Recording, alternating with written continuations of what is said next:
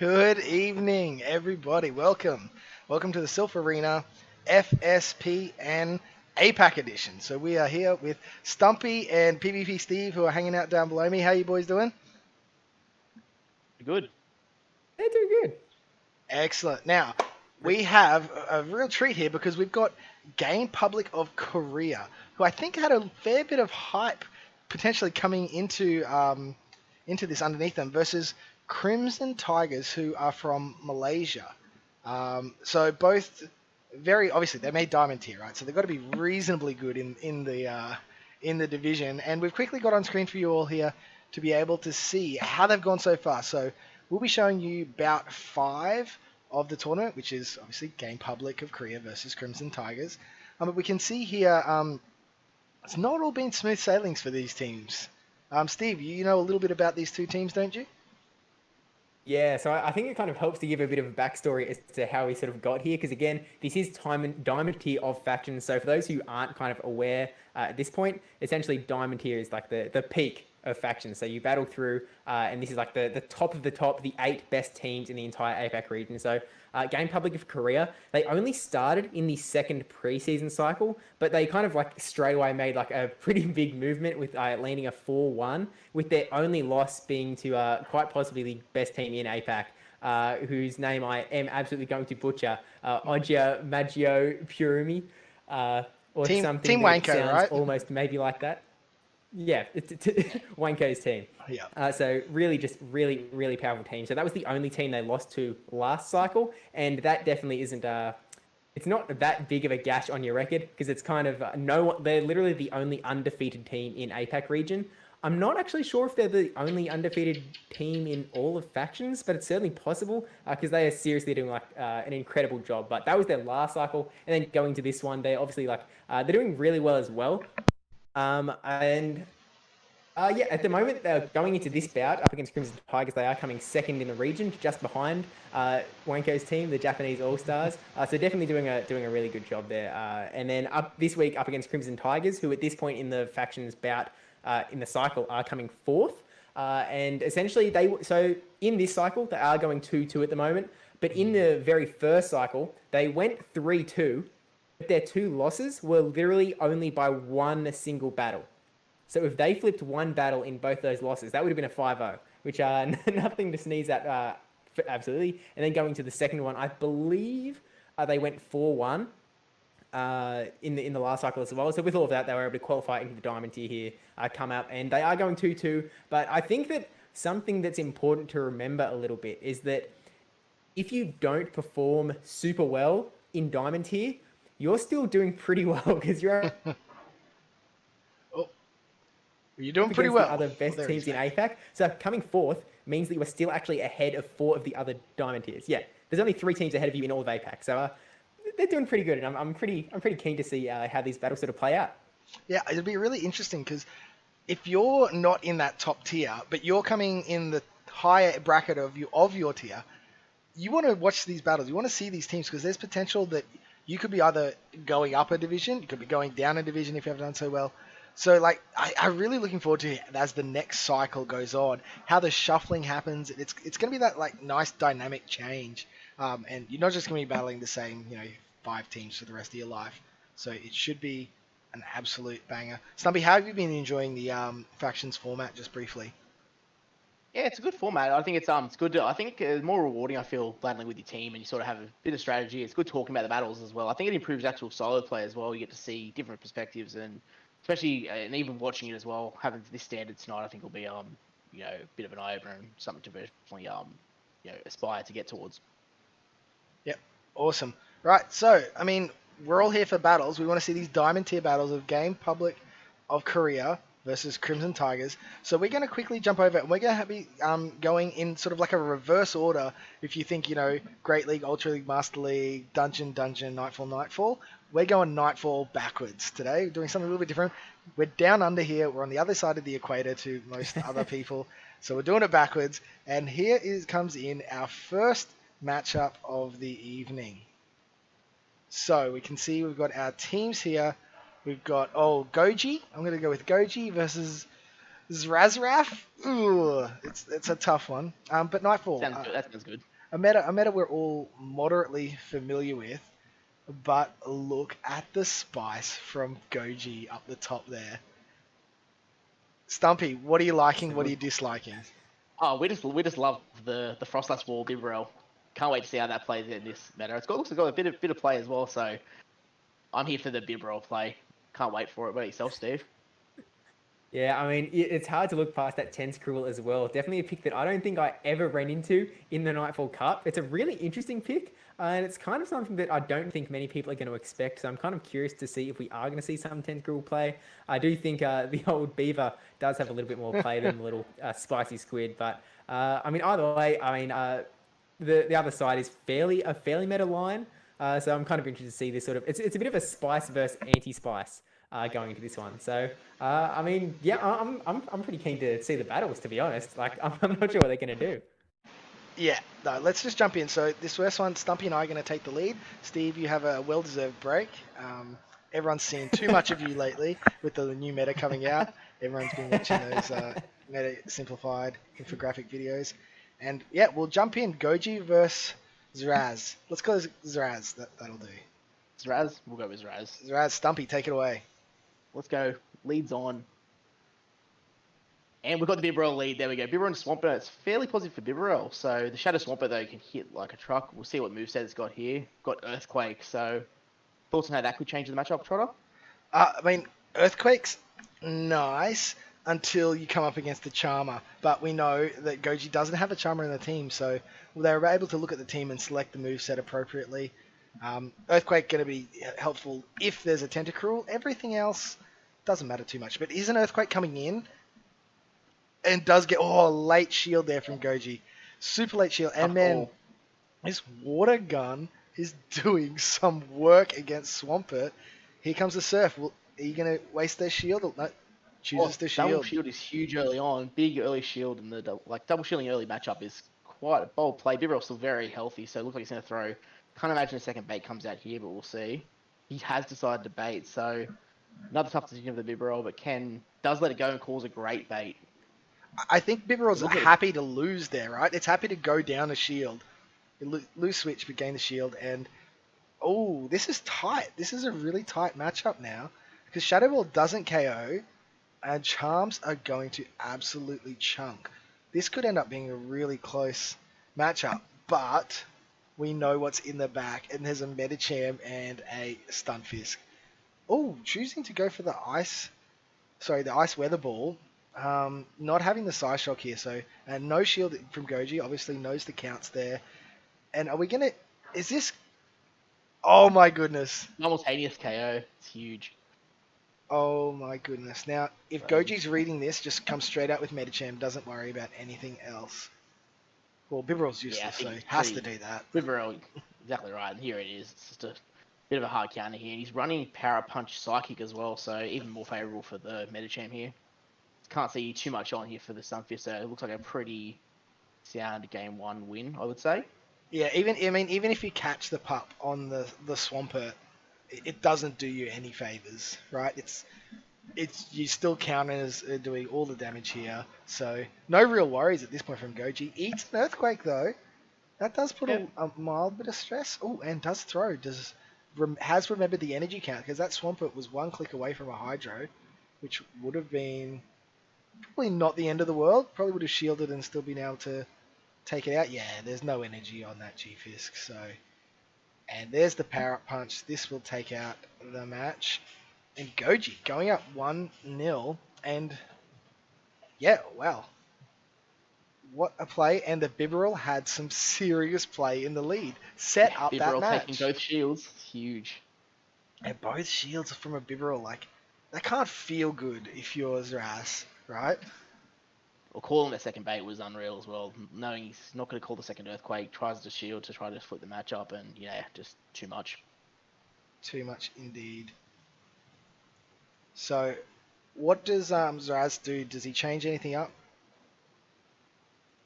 Yeah, I think he's good. I think he might regret going the two shields down early, but I think that it wasn't the worst decision he could have made. I think it'll be interesting to see how he sort of adjusts for game 2, and we're straight into it. No, we are not, because I clicked the wrong button. So we have game 1 again, and there is no way to skip ahead in these battles. So apologies We're here. going to enjoy game 2 again, guys. We're going to enjoy game 2 again. So I think we'd be good at predicting. He does get the first shield, so we could definitely get this. I think we'd be pretty good at predicting how this game's going to go. I reckon. Yeah, pretty good. I mean, this has got got I reckon he's going to shield it, right? This has got Silph season 2 worlds all over it again. I'm getting PTSD flashbacks, but we actually know that this has happened this time because I'm the person who made the mistake. Probably a good time to mention we could fix I think a couple of people in chat are mentioning the title. We're still asking if Dunebug's going to be making an appearance, but unfortunately, this is not the World Championships. Oh, has the title not been updated? So this is a good time to discuss this and say that, technical difficulties. Yes, The World unfortunately, Championships are over. the producers, being me, is not in control of the stream title from Silph at the moment. So apologies, there will be no Dunebug. This is APAC Factions recap of Crimson Tigers versus Gamepublic, Korea. Gamepublic of Korea. And Steve is calling for Silph to wake up. so It was a good game 1 though, but we can still talk about how potentially could line up things a little bit better on the Crimson Tigers side for next game. yeah. So I mean, essentially, he brought in 2, potentially even 3 Pokemon that Bibarel does reasonably well against. Do you look at bringing something in with Grass or Counter, just in case that Bibarel's there, if you're on Zoraz's side? Yeah, even the was it the Shadow Lapras I think has a little bit of play there as well. Could be interesting, but obviously the Medicham to worry. So it's not an easy matchup. The Spice might be able to overcome some meta here. Spice greater than Meta, who would have thought? He no-shields the Earthquake as we saw before. Wow. It actually could have been a lot closer game actually. I still think it does get counted down, but I think it was a mention there of an extra Mud Shot could have been better play for the Swampert and go for that. But risky bait, but it was a good call and pretty much secured the game, I feel. Yep. All right. So excuse me. I do apologize for that, everybody. Nothing like a repeat. We will have a 30-second intermission where we cover what we've already covered. Yeah, I think Lapras has got some good play in the meta. It's always risky though. Like takes super effective from Rock, Grass, and Fighting, which not super prominent, but they are there. But Goji doesn't have a lot of that in their team. So you've got to be feeling good if you're Goji. You're feeling like you're in a good place. You're happy. Yeah. Convincing enough game 1 win, so good confidence booster for going into game 2, I think. Especially Bibarel lining up really well for him as well. Especially that the G-Fish doesn't really want to play games with that Bibarel either, so pretty tough lead to come across against. I think he tried to play out of it best he could, but it's a little bit too hard to overcome once Goji had alignment. Yeah, the advantage of the Bibarel matchup, it takes neutral damage from both the Rock Slide and from the Earthquake, so doesn't need to just bait. So here we are. Eventually, we got there into game number 2. And here we go. We've got... Oh, the Bibarel's back, and it's against the Charm A-Tails. So, I don't know... Oh, Lord, look at that Charm. That's chunky. It's ridiculous. But the Weather Balls will be resisted. But at this point, like, it doesn't matter. Like, any little extra damage from a Weather Ball is enough, right? Yeah, exactly right. Well, we look what we've got in the back as well. I think it's mirrored on either side, so alignment here is so huge. So, we'll see how... The decision here is quite a big call here. Decide to shield up and potentially get the second shield, or to let it go and try to play it out the back. And he has let it go, so could be a tough call from our perspective. But Goji's no slouch, won game 1, so I'm sure he'll have a plan for a way out of this.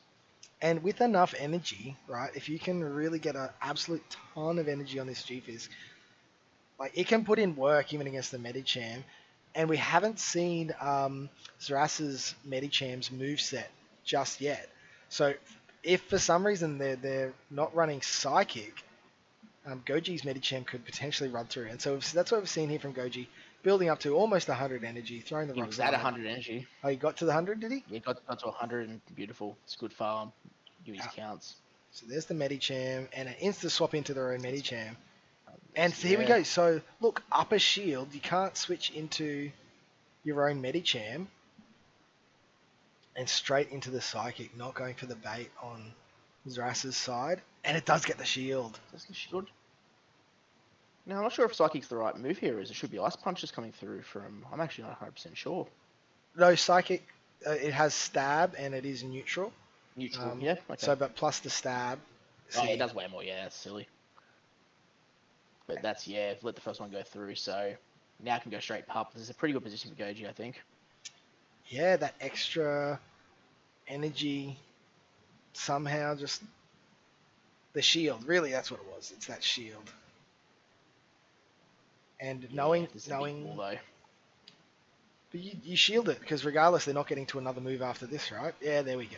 Goji with the late shield. That's one thing I've noticed so far from this person. Loves a late shield.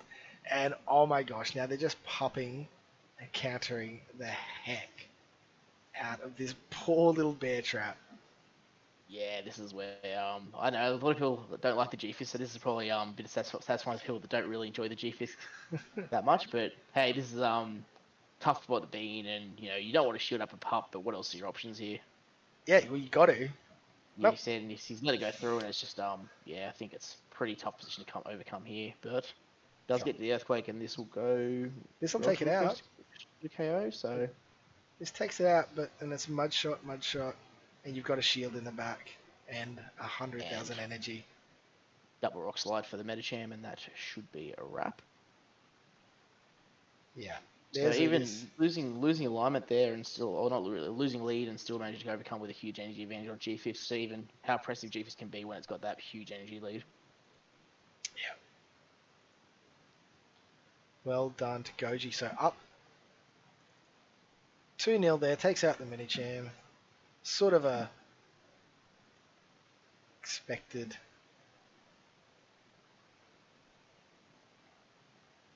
And I'm not going to put the score up because now I'm hesitant. We will just be updating the scores at the end of each round because I don't want us to have to watch battle 1, 2, and 3 again and again and again. That would just be absolutely terrible. Right, so Goji's pulled out all the stops. I mean, are you taking 2 Bibarel counters now for your Zoraz? Right, Bibarel's caused you grief. It's caused you grief. It's caused a lot of problems, but yeah, it's gonna be maybe it's time to, if he's gonna think that Ninetales is gonna have to come out due to the charm damage being so oppressive, so maybe we see the Tentacruel come out, would be kind of nice. Ooh, no, it's the Lapras. It's the Lapras. Oh, yeah, into G-Fist. trap. Shadow Lapras though. Does this has a slightly better matchup than the normal Lapras, right? Yep, I believe so. This is actually not too bad. These surfs hit really hard, so this is a bit of an. I think I'm gonna call this a neutral matchup. I think this is like Lapras. Shadow Lapras does hit so hard. I prefer the Shadow. Oh, Really, it does hit so hard. that is hard. So this will do just over half, if I remember right. And you guys let it go through and see. Now, this is interesting because the Bear Trap clearly outpacing the Lapras here. And lets it go. Lets it go. Okay. Wants energy on something else in the back. Yep. Potentially Mudshot down coming in here. Big much shot down. He's only about to get to the Rock Slide. See if he does throw the Rock Slide, and I can't imagine it. Well, we should see if he gets a shield, see if his count's on. Count is He on does, point. yeah. You're absolutely right. This is Diamond tier standard, so we can expect the calls to be right, and they're not going to be able to get away with not getting to complete to the move to call baits like that. Ooh, this is interesting now. This has got a lot of energy, and it's a Shadow variant. It's going to do an absolute ton. Instant no shield from Goji. Happy it's there. Oh, wow, an automatic switch out. Quick switch. Oh, no. Oh, Charm. this is not good for the Frostlass. With 2 shields, this Charm is going to chunk this thing down. And just throwing the Shadow Ball, not even going for the bait, so it won't get to a second move now. Oh, It's this is tough. just going to get charmed all the way down. And then Medicham is in a yuck spot. Oh, it does get to another move. Oh, it just gets the avalanche. Yeah. See, this is why I should update my Frostlass for my bad IV one, because I don't get to that one, that second move. I get taken there straight out. Need that rank 1 energy. Mm-hmm. All right, and just going for the weather ball bait. But at this point, Medicham's in a tough spot. Back to back, right? Back to back weather balls, and should be pretty sound scenario for Crimson Tigers to get a very. Oh, here we go. Actually, or gets the psychic. So maybe premature call here. Might be. I mean, the Swampert has 1 Hydro Cannon, but doesn't have 2. It needs to get to the second Hydro Cannon to take it out. Oh, but it's only got pup. It doesn't have. They're going for the pup. Oh, okay. So it's got to survive the pup and then just click a move, right? No overtap. Yeah, no overtap is the key, and not taking a sneaky KOing counter. though, the shadow. Well, I think he hit it. No, I think it just survives. I think the shadow variant just survives with 3 HP. I'm going to call it. Or maybe less. That's not much. That's not much. Wow. I think that's a 2 Clutch. HP win.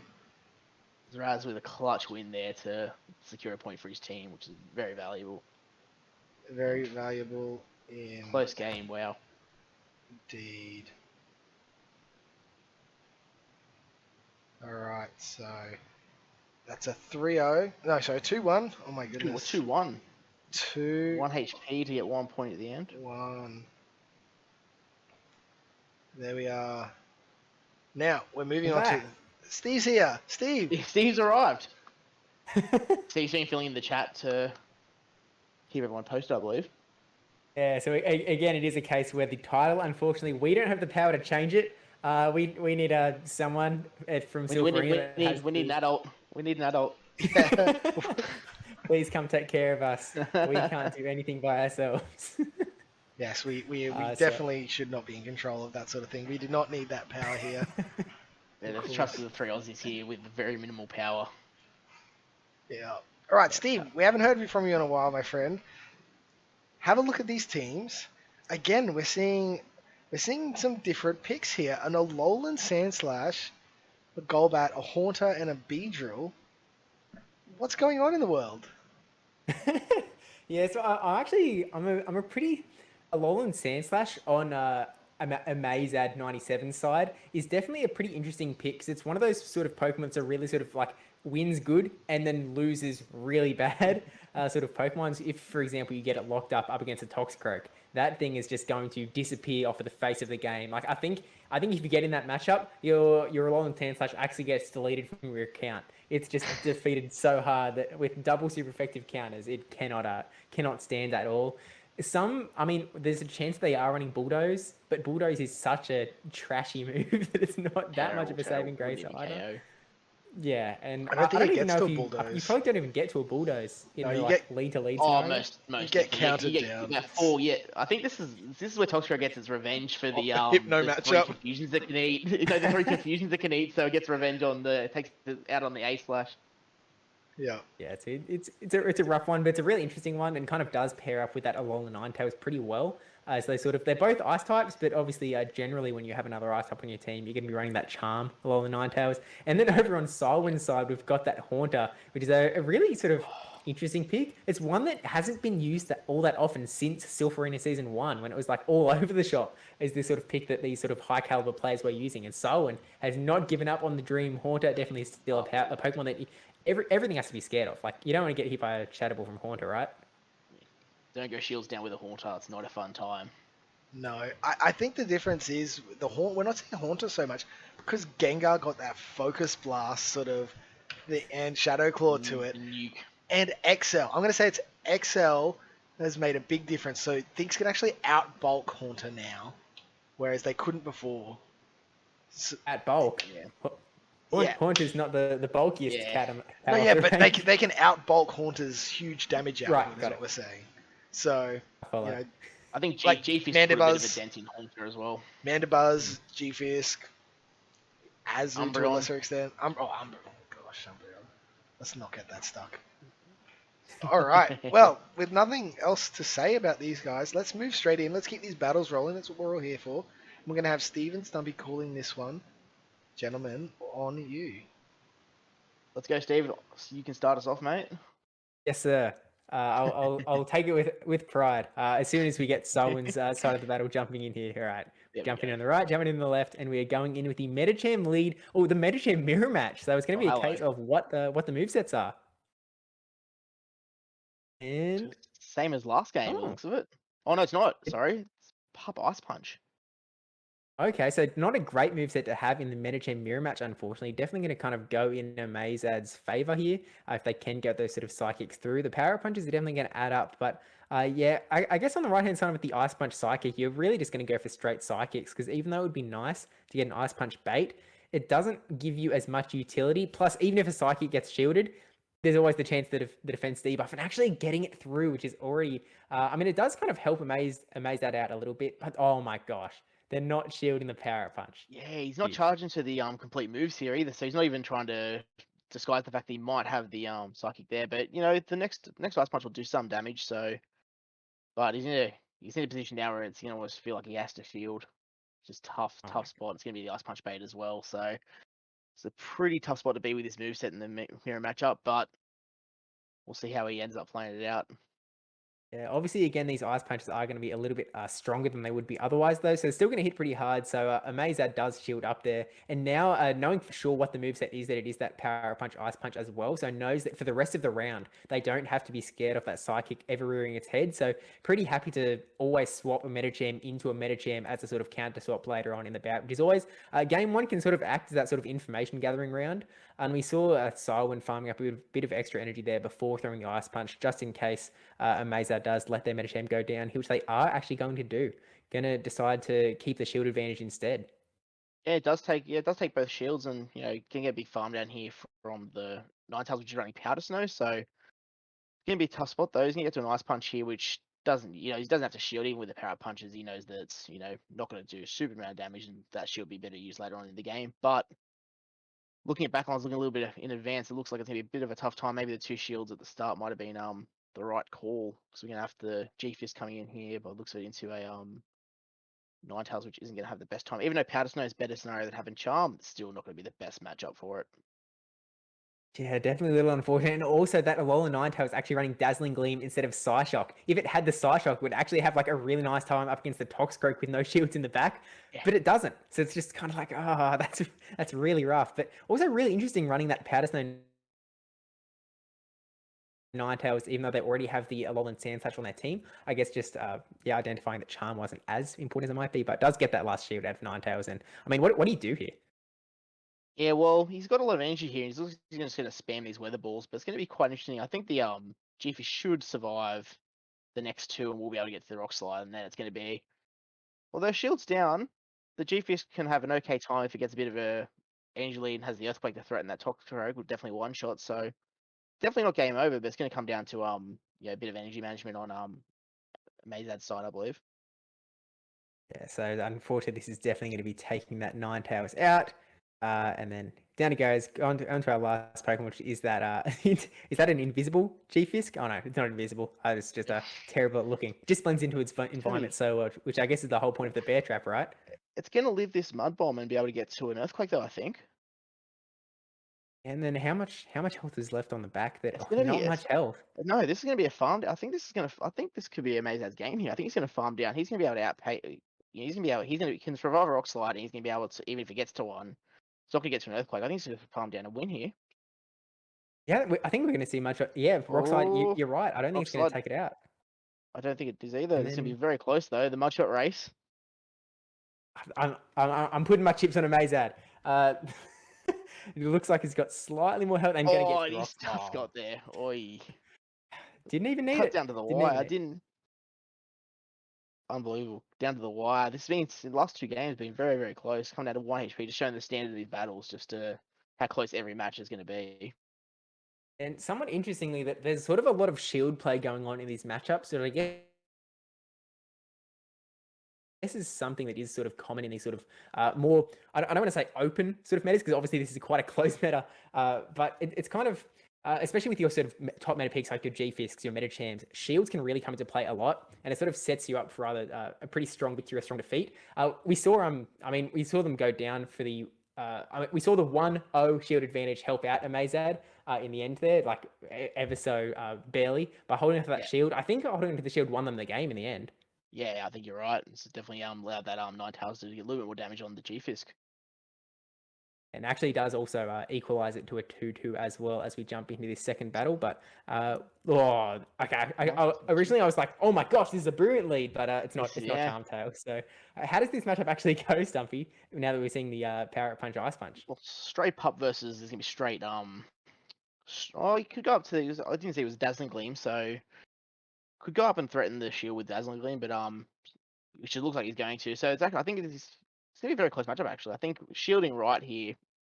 I think it's very bait dependent. I feel like if the which he's called the bait here, or hasn't called the bait. Sorry, it actually fallen for the bait. So he's gonna get the Dazzling Gleam before, and he knows the moveset, knows it's a straight pup, so it doesn't have to shield and can probably get to the Dazzling Gleam before it gets counted down. So I think this is a pretty good position after getting that bait for Amazad. Yeah, this is actually a really, really good matchup. I mean, this is definitely going to take that meta jam out if it goes through. And I mean, does Solon really want to go down 2 shields in the lead matchup again? Oh my gosh, what a call. What a call. Big shield, but what do you do from here? The meta jam here is going to have a great time. It's got Psychic, it's got coverage it's got great play in the back, and he knows none of these moves are Psychics. He knows it's not going to be boost or anything, so this is where the knowledge of the moveset's going to come in really big here. Yeah, I'm actually not sure if Solon can come out of this on top at all. I mean, when you're stuck in this moveset where not only do you have the worst moveset, you're not going to do much damage at all, and they can do lots of damage back to you, but also in the 2-0 shield disadvantage for Solon, like there's just not much they can do. Actually, kind of interesting that they have burned the shield there. I guess just identifying that Medicham is going to be a pretty powerful Pokemon for them. Let's just assuming that it's going to be good against their backline based on the first game, but you'd kind of think that they'd save their shields for one of the later matchups as opposed to this one, but I don't know. What do you kind of think? I don't know if that was a deliberate undercharge there. He missed a fair few bubbles on the Psychic there, so he's going to have to eat another Ice Punch for his troubles, which might actually be huge in the scheme of this battle, I think, because now it's going to put him really low, and he's not going to be able to get to a move against this. He's not going to be able to threaten the G-Fisk or the Toxicroak. It looks like a hard switch into G-Fisk on the way, which isn't going to be fun for...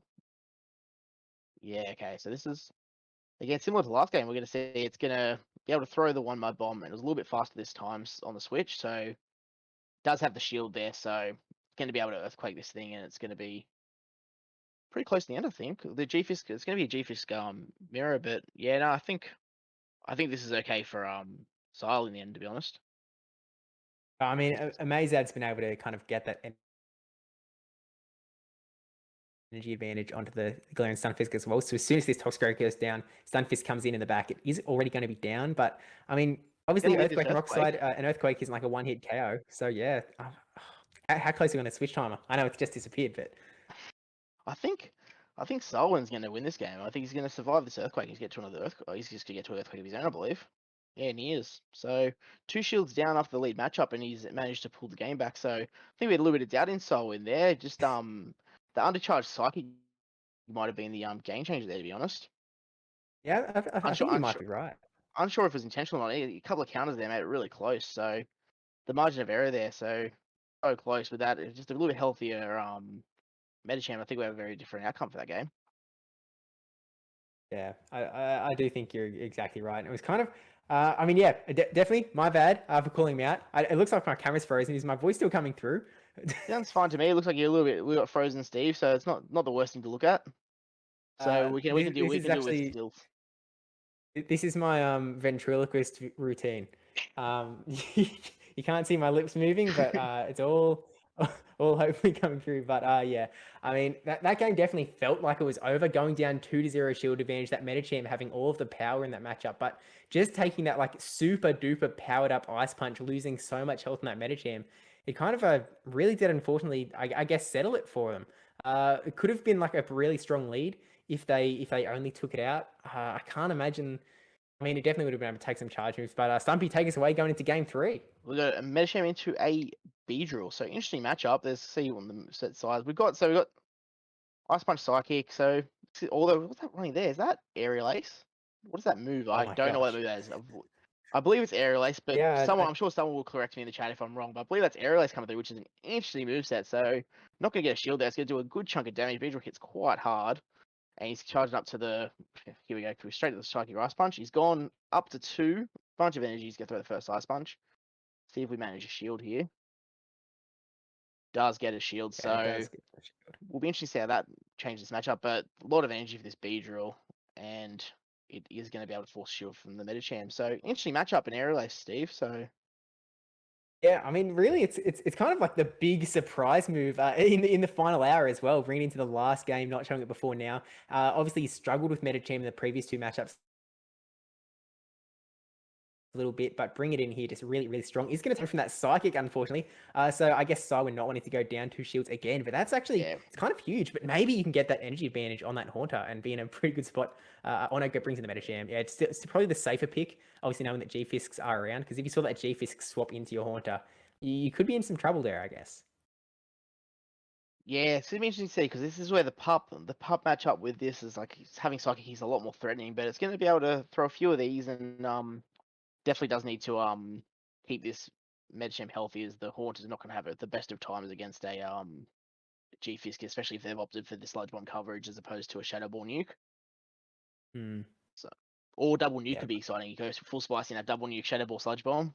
So, I think I moveset. mean, that could explain why they didn't want to bring their Haunter out and there was still a shield on the battlefield. Maybe they were just waiting for the final hour when shields were down. It could come in and nuke, use whatever nuke was best. But actually going for the Weather Ball on the Ninetales there, I guess, trying to get that last shield. And actually, interestingly, going for another Weather Ball just to weaken this Metacham down even more. I was kind of worrying if they might go for that one extra Powder Snow they would need to get to that Dazzling Gleam, but making sure they get the damage through. Metacham does hang on though, going to take this out, and then I guess going to get the tiniest little bit of farm on the G-Fisk, which is not. I mean, it just makes the Haunter matchup even worse for Solwyn. Yeah, you need to switch straight away here, which he does get a couple of counters off, which yeah, power it up isn't a bad option, but it's good to get. It is Shadow Ball and Shadow Punch as well. So this does here. I think we have to have a bait here, but it's going to be. I think you have to realistically call Rock Slide bait, which is quite risky. It's really hard to call, so I think he's just gonna get outpaced here. But the Haunter, love to see a Haunter in the back. Bit of throwback to seasons past. Yeah, it does actually get the bait with the Shadow Punch though, and then I think We'll might see. be able to get to the Shadow It's gonna win Punch. CMP. Looks like it might get there. Oh, just Oh, short. Oh I no. think that looks like it was a matter of turns. It was one turn That short, I think. Yeah, that's really unfortunate. And yeah, Haunter gonna go down there. I think that puts us to 3-3. Is that right? Am I adding that in my head right? And Mazad's come away with 2-1 there. Silph content coverer, not mathematician. So 3-3. Thankfully, Trotter's got that covered for us, and But Trotter's returned. You are correct. Yeah, had a little rest, got some throat lozenges. And yes, Steve, you are correct. That is a 3-3. So Crimson Tigers pulling it back there, keeping it neck and neck. And we are on to... Now, this is the dungeon meta. I haven't actually participated in this meta yet in our factions. Stumpy, Steve... Actually, I know Steve hasn't, because he's my captain. My captain. My captain. Stumpy, have you played any of this dungeon meta? Yes, I am one of the dungeon players for our team. I thought I don't want to play Nightfall again because I don't want to get smashed by Frostlass any more than I did in the past season. So we went for I have switched the team up a few times. It's definitely a fun meta. I do think there's some definitely options for some spice picks, which is good to see, and I do love a bit of Drugalgi as well. Oh. So there's some definitely some interesting matchups here, depending on if we see some Dragon Tail action from Flygon and Drugalgi versus the faster sort of fast charging move from Flygon. So there's a lot of matchups that can be flipped based on moveset. So it'll be interesting to see how the players have sort of planned for that. Yeah, I mean Heracross is in there. Drapion really been popular in Remix in Ultra League, and we're seeing him venture back into the Great League here. Pelipper, Registeel, Jellicent, such a strong bunch of Pokemon there for Quillob. Oh, I do apologize. We're just here to butcher names at this point, aren't we? That's just what we Australians do here. But I mean, this is actually a meta where Roserade has an opportunity to shine. but it also has an opportunity to absolutely wreck your team because it's almost like that Bastion. If you get it on the Altaria, you win. But if you just get counted down, it's all over for you. So it's a very polarizing Pokemon. Can win you big, Yeah, can good lose you big. matchups. It doesn't really have many neutral matchups. It's either really good or it has a really tough time. I've enjoyed using it with you can run either. I think Bullet Seed's probably the option for this better, but you can run is it Poison Jab? So Yeah. Yeah, definitely an interesting meta, and I do think the movesets will be interesting to see how. Especially, I do love a bit of Steelix, a bit of throwback to Rose Cup back from seasons past as well. My boy. And now the question is this shiny Steelix or not? That'll be an interesting one to answer. The shiny flex. The shiny flexes. I mean, shiny Heracross maybe, shiny Drapion, shiny Ferrothorn. Like, there's plenty of opportunities there. The issue, I think the issue with shiny Heracross is that you couldn't rate it for like Great League level. So you would have had to go ahead and catch it after the fact. Oh yeah. And seeing as we're in APAC here and there's been a lot of not a whole lot of travel for one reason or another, I'm gonna guess that we did not see a shiny Heracross in this one. Just a guess. Just a guess. Could be wrong. Well, you could be wrong. I've actually seen the start of these battles because I clipped them together. And why not? So let's just jump straight in. Steve and I are going to be calling this one. The two people who haven't done the dungeon meta. So let's jump straight in and we'll see how we go. Beats Boy FTW. And there's our boy Heracross. And there's our boy Heracross. Oh. Yeah. So not where you want to be at all. No, let's see. Oh, wow. Look how quick it gets to that Weather Ball. And a no shield. This is going to do an absolute ton of damage. Oh my goodness. Huge damage and we're getting lag. Oh, no. So nothing went through. There was no extra energy, so that's evens. But I mean, Weather Ball, Steelix doesn't want to eat a Weather Ball. No, this is not doing not a great start for Beats Boy FTW at all for the win.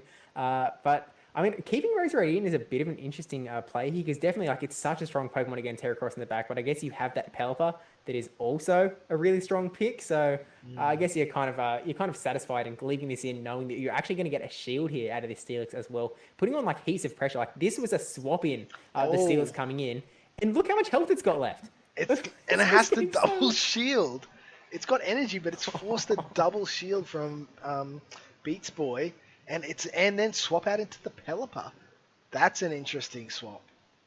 Pelipper, not the bulkiest of Pokemon. No, Steelix has a ton of energy here. Going to be able to get the back-to-back crunches. Really bad if you get the defense debuff. And it looks like he did get the defense drop. Oh my gosh, that's so rough here. I'm kind of forcing the shield from that Pelipper as well. And also interesting swapping in the Pelipper when you know that there's that Heracross back there.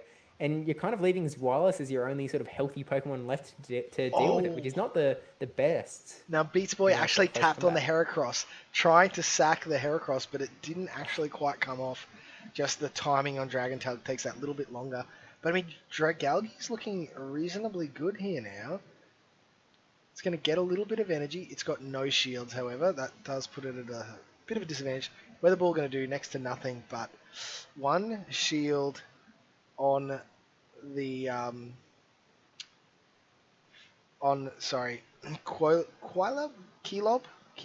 I apologize. Oh yeah. Quilloeb. Yeah. I mean, this is not nice. Doesn't need to shield this, but probably will, just because they know they're not likely to get to another move. No shield. Lets it go through and straight into the Heracross to throw the Rock Blast.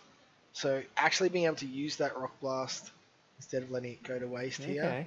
So I don't think Heracross is going to get to another charge move here. Yeah, no, I think there's a play to get the shield. But I don't think it's going to matter here. Nah, I don't think it's going to get to another one here, especially when this Dark Pulse is just about to come through. Going to take out the Dragalge for sure. And I guess Quilloeb, what we really should have done is practice these names before we started the stream. We should have got a first grade reading list and just go through our words list over and over until we get them exactly right. But I mean, able to take it out there in the end and kind of certainly an interesting start there. Obviously, the Rose Raid was a really powerful lead, really good against the Heracross, really good against the Silph swap in, able to get both shields pretty much straight away. And I guess Beats Boy for the win didn't have much to do to fight back against it really. No, probably could have. The only other option really is to throw the Rock Blast against the Roserade, get a shield, let Heracross go, and then bring in your Dragalge. Oh, here we go. And we're in. We've got Jellicent into Steelix. Now, this is close. This could be close. Is it? It's not Bubble. It's Hex. And does it have Bubble Beam?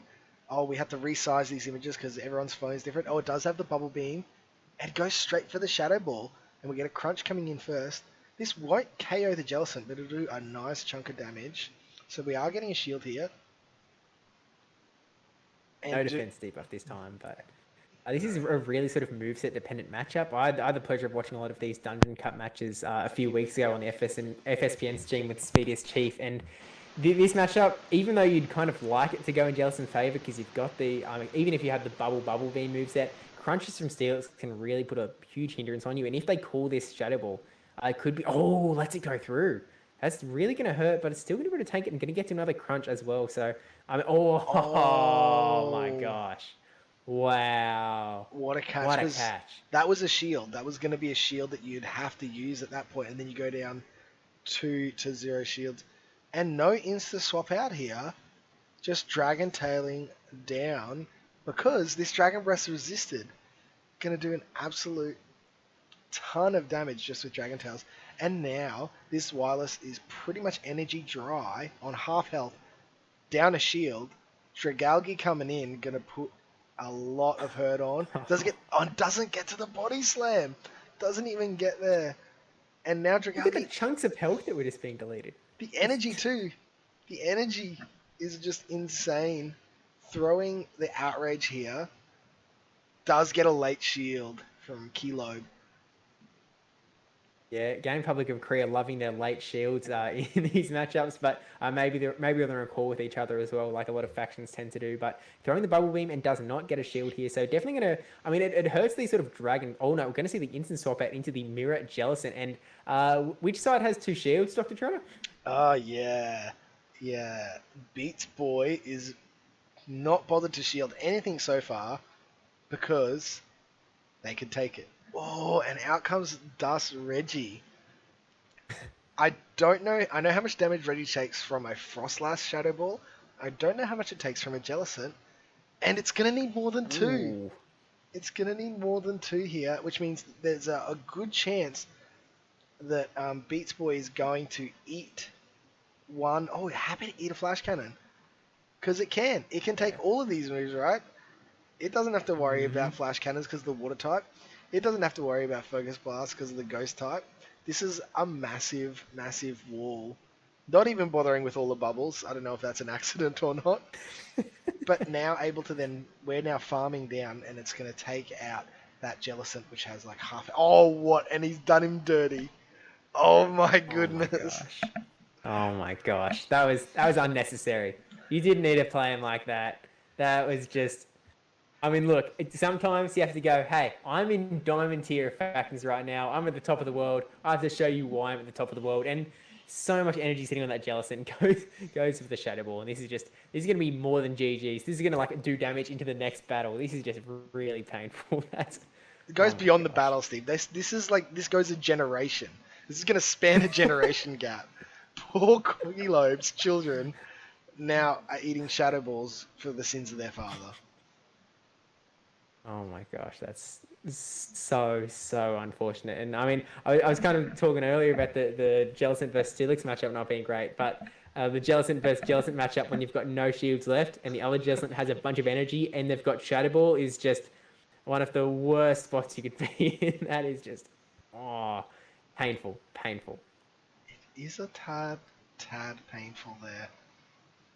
But so I think going to we have to see some swapped leads here, surely. Yeah, it's got to be, and here we are, and we have it. Wow, this is bad for Roserade, right, Steve? Yeah, it's a little bit moveset dependent for sure, but there's no Ice Fang, which would be devastating. He's going for the Poison Sting instead. I think it's Poison Sting. And then he's got the Aquatail Crunch moveset. Crunch is definitely going to be adding up a fair bit. It's got Stab. It's got that chance for the defense debuff. Does get the first shield from the Roserade. And Roserade, the Weather Balls aren't going to do that much. So what they're doing is they've farmed up to the Leaf Storm and they've gone for the bait to try and get a shield back from Beats Boy. But Beats Boy calling it correctly. really nice call there and able to tank that weather ball pretty well there. It's actually taking more damage than I kind of thought it would. So actually going to get a shield out of Beats Boy now. But this is actually kind of an interesting matchup both ways. It is, but oh wow, and a swap into Pelipper. So happy to throw the Crunch. I'm guessing Crunch, hope for the debuff, and Dit on Beats Boy's side. Wow, that does so much damage. And in with the Dragalge because it can take everything. And throwing the Aqua Tail to force the shield. So not letting the opponent get to the Hurricane, and they are shielding. So this is going to be a nice little farm down unless the Dragalge doesn't shield this Hurricane. This could be a really defining moment in this matchup. There's no shield. Oh my goodness, last minute shield. Beats Boy has this on a string. Because now this Dragalge's got a bit of energy, but this is not where you want that energy to be going. Not with Aqua Tails anyway. Oh, and they get to the Flash Cannon before the Outrage goes off. Does this KO, Steve? I don't think it KOs. I think Dragalge is able to hang on from this Flash. Oh, I'm dead wrong. I'm completely dead wrong. My entire Dragalge knowledge is based on watching other people play with Dragalge. I don't have mine yet. I haven't got a good IV one, and I'm paying for it dearly right now. We're seeing the Steelix swap in, which is a really interesting swap in, because, this Focus Blast is going to be coming out hot and heavy. Oh my gosh, the catch! Catching the Focus Blast onto the Drapion. Going to be able to, and going all the bubbles as well. Steelix is going to be able to come back in, go for the Earthquake. Oh my gosh, what a play. Wow. That is insane. But Kelobe's tapping near the Roserade. Oh, it doesn't get it though. Doesn't get it, but he's throwing a Crunch pretty early, which is an interesting thing because he should know how much damage a Weather Ball does and could tank it. Still going to survive, tank this Weather Ball fine, farm all the way down, and then should still get to the Earthquake before a Focus Blast can come through from that Reggie. So I think that it's still game lock on the Steelix's end, and really just nice. One, incredible catch, and then two, not getting caught in reverse. Kind of let this Earthquake come through and do, just really nicely played from Beats Boy here. Ooh. Oh, no! Oh my gosh. No! Oh no! Oh no!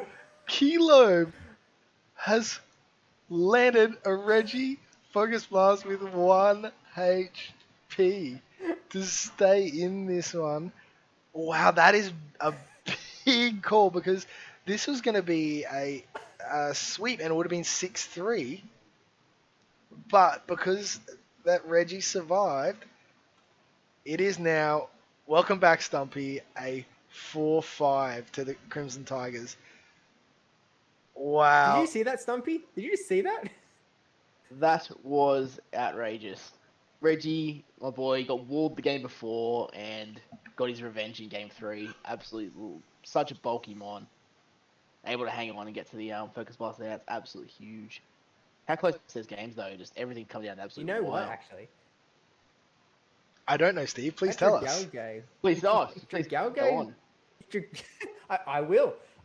If Dragalge got an Aqua Tail off onto that Reggie, that would have been a completely different game. Like, they were going for the Outrage and they unfortunately just didn't get it. But if they landed the Aqua Tail, that 1 HP wouldn't have been there. Steve, why are you reminding Beats Boy of this? I'm sure he's just sitting there going, I knew that. I looking back, I can see this. But when you're in that moment, you're like, I've got one. I'm only going to get to one move. I've got to land the big one. Just didn't come off. Excuse me 1 second. Was intermission while DrTrotter just... Yeah, not COVID. Just want to let everybody know. Tested on Tuesday. That's a thing in Australia.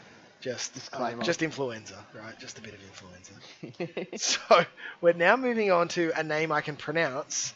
Silverloon. Silverloon. You said that really confidently and then struggled a bit. Yeah, it's the dyslexia with that E and the R around the other way. But a very different team here, right? From both opponents. There's some familiar Pokemon. Both running the Dragalge. But we've got a Ferrothorn on that top team. And we have a Mawile. Oh, gosh. PTSD. I do love me some Mawile. I do love me some Mawile. Is it Shadow? Was Shadow allowed in Dungeon? That is something I should definitely know, and I do not know. Oh, I'm sorry, everybody. I'm not sure.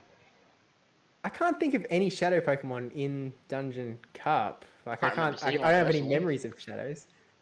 So maybe it is banned. I mean, we can find out on the back end We and can. Sure, update you someone after else. this, or someone Shadows can are tell us in shadows are chat. banned, as the chats has told us. So Thank luckily you, we've got chat. them because we are struggling otherwise. Hey, they don't give you this information down in the south, right? They don't tell us these Yeah, things. we get this in 6 months. You guys have had it for you've had it for ages, and it just takes too long. The time difference and everything. Yeah, I mean, look at these teams. Roserade doesn't have as much play on Shinlena's side. 86, a good year. Um, yeah, this could be this. I think this is the battle that the teams are going to be more fluid. I feel like there's going to be big team changes. Comps are going to be different. Could be really, really fun watching this one, especially with that double water Mantine Jellicent potentially coming into play. Um, actually, what am I saying? There's no way that's coming into play. They've got a Roserade and a Galvantula and a Wing Dragalvian attack as has wireless. wing attack Mantian has a bit of play. It does, but are you bringing Wing Attack Mantine into this matchup, Stumpy, if you were playing? Or if I had to pick a moveset, yes, probably wing If you had to attack. pick a But Pokemon? that's if I was going to bring it. Fair enough. Look, But I'll leave you guys nah, to okay. it. Well, let's just jump straight into the battles and let you guys call it. Enjoy, here we go. Yeah, and actually, just in chat, I think it actually was updated that it should be 5-4 to Korea at this point, maybe. I'm not sure. DrTrotter can check on the We'll back let end while this is Trotter's all maths happening. can be sorted. But We have a very, very, very I mean, good look at matchup that! here. Look at that lead. I mean, Korea they may be down on the scoreboard, even if it's not the score, but really, really strong lead. Then Toxic is just going to be wiping the floor with this Dugong counter being. It's just too much for a Dugong to handle, even as bulky as it is. It's going to keep coming through. Can only really throw some icy wins and hope that the counters hurt a little bit less, but it might only just give more farm for this Toxicroak though. Yeah, definitely a bit of a rough spot. Icewind does do a fair amount, so like Dugong would only need one more, and actually are going to see the swap it into Dragalge doing a lot of damage here and actually leaving Toxicroak in. Does have super effective mud bomb to throw, so this will do a good chunk of damage if it lets go through. He does get a shield, so that's maybe his logic there. Can stay in there, and he knows that he's got, the counter swap of Dragalge as well. So up a shield.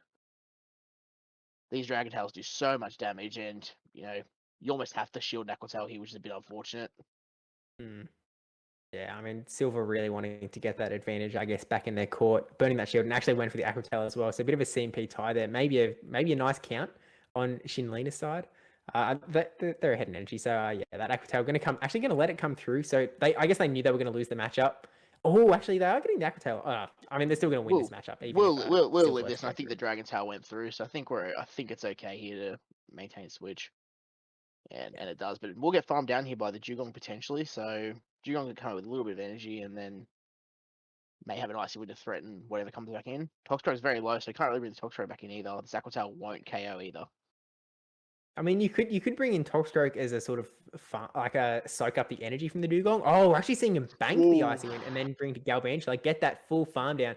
Nice bit of energy, and this is going to be pretty dangerous. Galvantula with energy, famously something that can do a lot of damage to you, but decides to bring in that Drapion. I mean, you've got to go for the. Oh, trying to catch there. Not a bad attempt.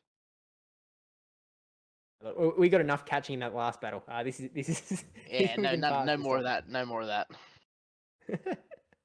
This is a pretty good scenario for Galvantula now. I think it's just going to we'll be able to shield this, and we're going to throw another move. Is Aquatail bait, but don't think this discharge will KO, but we'll definitely be a little bit closer. Or sorry, lunge being thrown. Sorry. Yeah, because lunge super effective. It's super effective to dark. I don't think neutral. Poison resist it. Yeah, I believe it's neutral, so good neutral damage, but it's gonna get crunched here, so it's gonna be actually a lot closer than I expected. 2 Aquatails banked. It does still have the icy wind though, so yeah, there's that little bit of Toxicroak still hanging out that I think might be able to take. Oh, okay, hang on, Galvantula hanging on. Oh, they've overtapped. Oh no, they did get it. Lovely. It looked like an overtap, but no, we're able to get it. It did quite look like an overtap. Yeah, never in doubt. Never doubt, but yeah, at this point, gonna go down there, and yeah, we have seen the DrTrotter update the scores in the back end with the 5-4 now for Korea. So that made it And was that 5-5? Galvantula on Sean's side able to take it down in the end? Let's go with that for now, and then Trotter will correct us with the scoreboard later. We'll go with the 5-all now going with two games remaining, and we'll just keep it tight. It is 5-5. Trotter has done us a favour there. We'll jump straight into game 2. So see how the adjustment play. The Galvantula doing good work at the end there.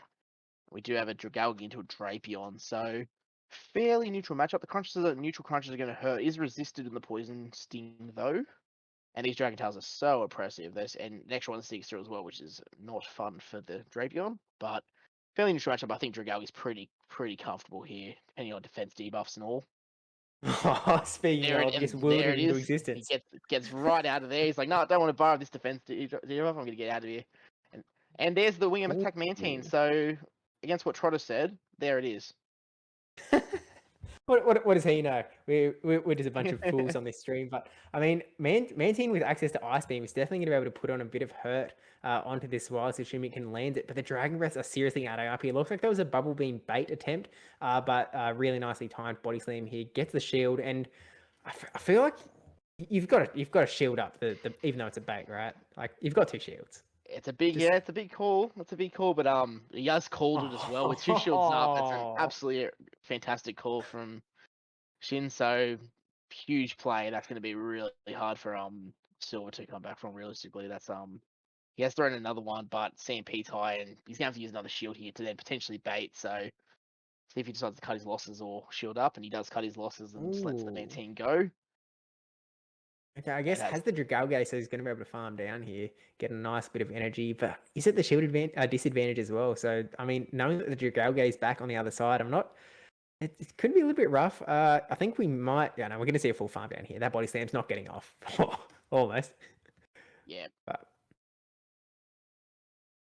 we've been here before. Yeah, these on the Axel said, I think, see if he gets a shield here. Does he read the back line and know that there could be the Galvantula in the back there that the Dragalge has a pretty good time against, but I think with the shield deficit, it's going to be pretty tough for Silver to come back. But he doesn't let it go even with the Silver having 2 shields, and does quickly switch and was ready for it and catches on the Galvantula, which still have to shield because it is quite a glassy Pokemon. But yeah, good call with a good catch there, I think. Yeah, I mean, Galvantula getting that 1 extra voltage as well, just a really nice thing to kind of set yourself up for a good position, I guess. And Silver, really nice timing there. You saw them farm up more energy than they needed, throwing it right as that last voltage was coming through to get this crunch, full attack onto this Galvantula. Galvantula in kind deciding to just farm all the way down. That is, I mean, there's a lot of energy to throw here. There's still a shield to burn, but yeah, this lunge going to go through. There's that shield, and Galvantula, I mean, could get another charge move off here potentially. Yeah, it should do. That should seal the match, I imagine. Yeah, this will definitely KO. It does a good chunk of damage, neutral damage, and yeah, should take out game 2. Yeah, so Crimson Tigers actually That's survive. It called it too early. Was that resisted? I may have called that completely wrong, but we're good. Still got the Volt Switch shield and we're fine. Not important. It's not important. We don't look at mistakes. Been enough of tonight. We only need to look forward. I mean, the stream title is enough of a mistake that's always gonna be there, presumably for the full stream. I can't imagine that Silph's gonna wake up anytime soon to update that for us, unfortunately. But update again, just for anyone that has come through in the interim. We are watching the FSPN at Diamond tier battles and going to the game 3 here. Korea going for the tie with the Jellicent up against the Galvantula. Terrible lead. Had to get out of there straight away. Going to the Drapion. We're seeing the counter swap into that Dragalge. We are seeing this matchup again. How are they going to play it now? Now they've got like 2 games worth of experience in this matchup. How do they need to play it to sort of get out of here? We're gonna get the defense, no defense up this time, so he can't get out of here this time, so they can't just instantly get out when gets the debuff. But like I said, pretty neutral matchup. So he has to shield here to sort of extend the match, I would imagine, but he has let it go, so very close. Should get to another move, but okay. So we'll know this is just an Aqua Tail, but again, does he want to make sure he keeps alignment and get a farm down here, or does he let go? And he does let go the Aqua Tail, so bit of a race here. It looks like the Drapion just gets there, so has managed to win switchback, which could be quite huge in the scheme of this battle, because you don't want that Jellicent anywhere near this Galvantula, and although eventually with the farm down and it can get that shield back quite comfortably, but I think it's going to be met by the Dragalgi, which is instant switch out and then the counter swap straight away. So pretty good time for the huge twin back switch there from Silver. So I think that's going to be pretty tough road back for Shin. Yeah, But definitely. never say gonna be never say never with these No. diamond standard, right? Yeah. Yeah, exactly right. And we've certainly been wrong before, as we only just said that we were going to ignore. But the Shadow Balls, I mean, look, Shadow Balls from Jellicent, they're going to hurt. Dugong doesn't really have anything at all that is going to hurt the Jellicent. So it's going to be a slow demise. Dugong's certainly going to be able to sort of put the brakes on a little bit, keep throwing these Icy Winds to make the Shadow Balls do less and less damage as the battle goes on. But it's just inevitable. I mean, either we're going to see it go down, or we're eventually going to see it swap out. They're the only two realities. Yep, and then just the alignment's so strong here. The managed to flipping switch there was the key. He said, I managed to get the Jellicent on this Dugong, which is a good matchup, or very good matchup for Jellicent, and then the Dragalgi into a, potentially 2 shields up. We get a switch there and just gets completely, instantly, well, not walled, but it's not a great time for Galvantula. Very rare occasion where it sort of has a tough time. Yeah. And I mean, how many shields did Silver was sitting on for this matchup as well? I mean, we've just used one and there's still another one hanging on as well. Able to throw this Aquatail at a pretty nice time and to get this last shield out of Galvantula, and then it's kind of all she wrote at this point. I'm not The sure writing's on the wall, I think, for there's this much game. that they can do to sort of. We've made a couple of early calls, a couple of times tonight being wrong, but I think this one's pretty. I think we're pretty safe with this one.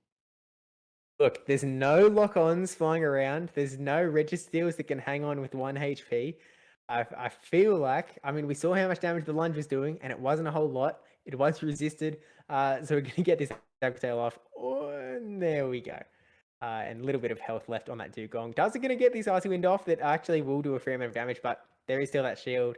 And they could let it go down anyway. Either choice. Either way. Yeah. Very strong. Drapion putting in work as a safe spot there, just being able to flip switch like that, and it's pretty decent sort of I think spotlight on how good Drapion's been with after the buff, I think. Yeah, for sure. And I mean, I guess with that Korea able to tie it back up with the 6-6. And I mean, in factions, you only need to get to 11 points to take it out. So they're past the halfway point, both of them, in this race to 11. That's right. The halfway point has been reached, or just breached, and we've done our 4. Our field specialists have competed, and we're none the wiser as to who's going to win. We're basically at 0-all, and there's just been some crazy sack swaps, some catches. I think that was probably that last battle was the least close matchup we've had. Like we were sure quite early on as to who was going to win it. Everything else has been a little bit sweatier, or we got it wrong. Even still, though, with a lost lead, that's the standard. The battle that's probably been the biggest gap was probably tough lead, and then showing how strong they could sort of come back after a tough lead. So yeah, still relatively close, and good performances from all the field specialists from both sides, being able to keep it nice and close. Yes, and now we are moving into Master League. And we have a level 50 Origin form Giratina on Wenjuin's side, which is incredible to see. And we've got a level 50 Mewtwo, Garchomp, like there's a lot of big numbers there. I'm used to seeing 1500s. Now, Stumpy, you're someone who spends a bit more time in Master League than Steve and myself. How do you think this looks?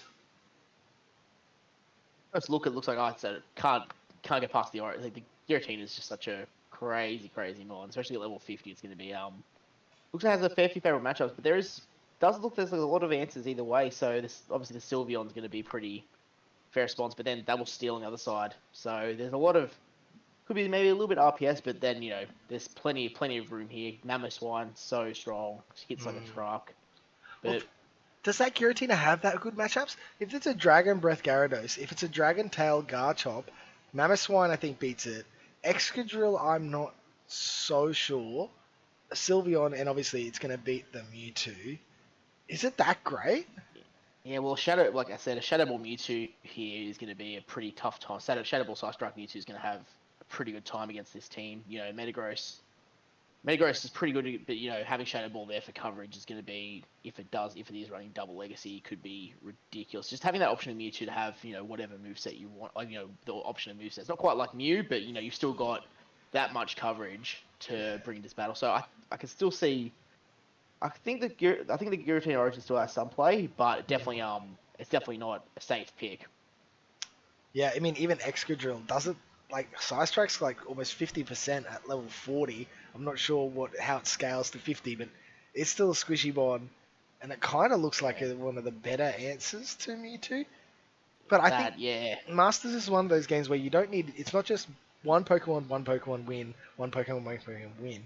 Like, you can use two to take one out and then still win the game because you're in a favorable situation with shielding and all that sorts of scenarios.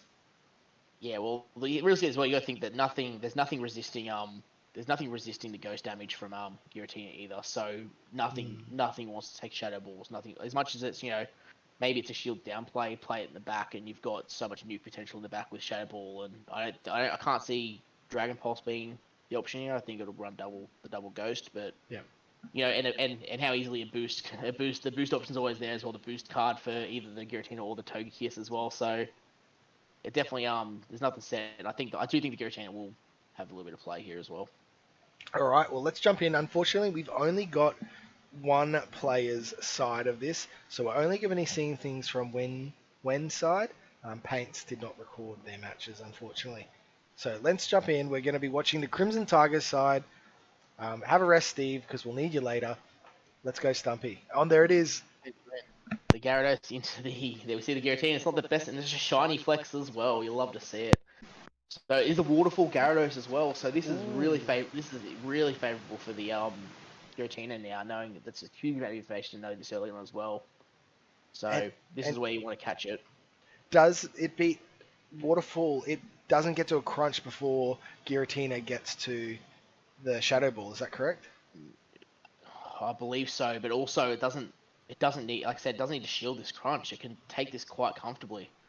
So this is quite, it does, 40% of its health, and it's going to outpace the Omnis win now, especially not shielding the first Shadow Ball. So overfarm a little bit and throw the Omnis, and this is a pretty good spot for Giratina to be in. Yeah, interesting play. Not bringing the Dragon Breath Gyarados. I think it's had enough. Mammoth one. Now, Mamo's not that bulky. It doesn't want to take a Shadow Ball. Classy. It's gonna have to throw or shield, I think. So.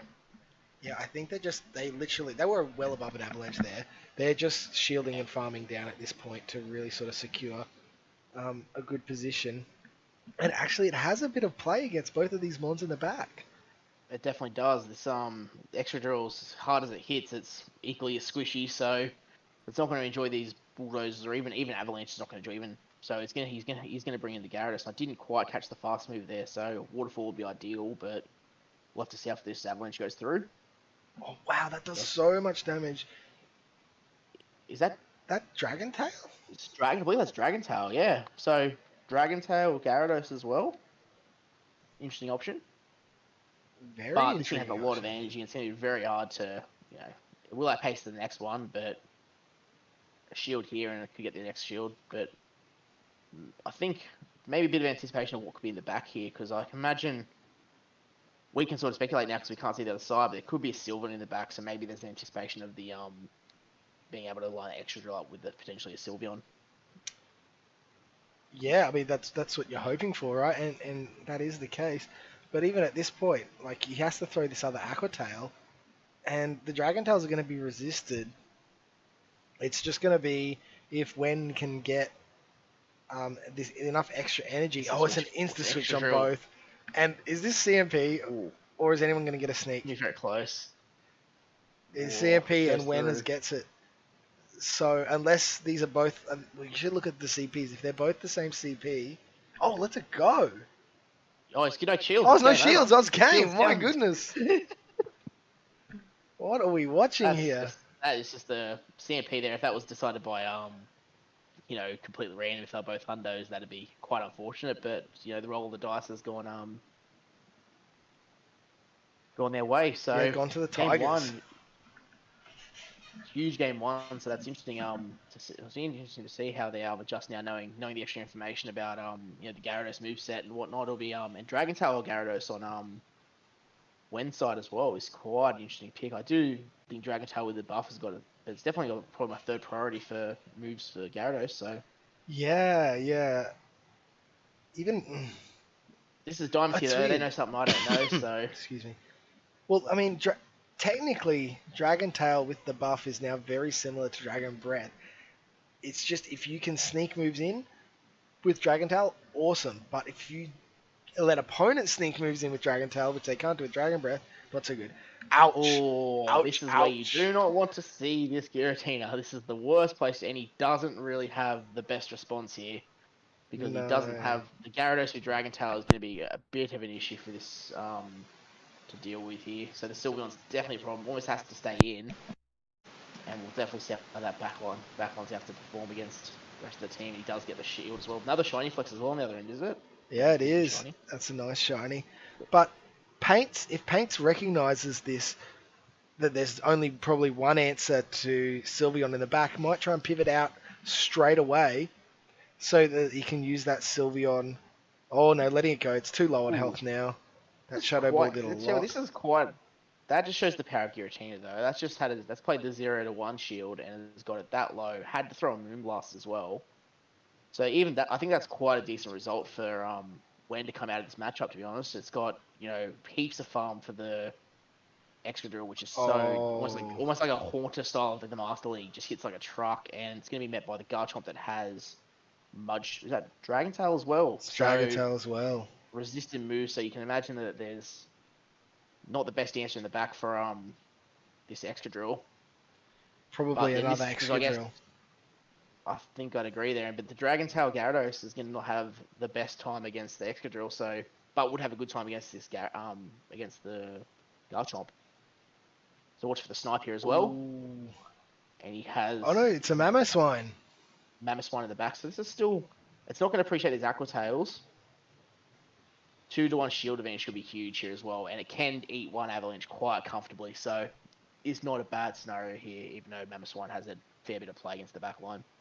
Oh yeah, shield's down now. I mean, I think even if you had the Excadrill in this situation, you'd be pretty happy that you were going to be able to get the job done. Be tight, but with and shooting a shield here, that's interesting.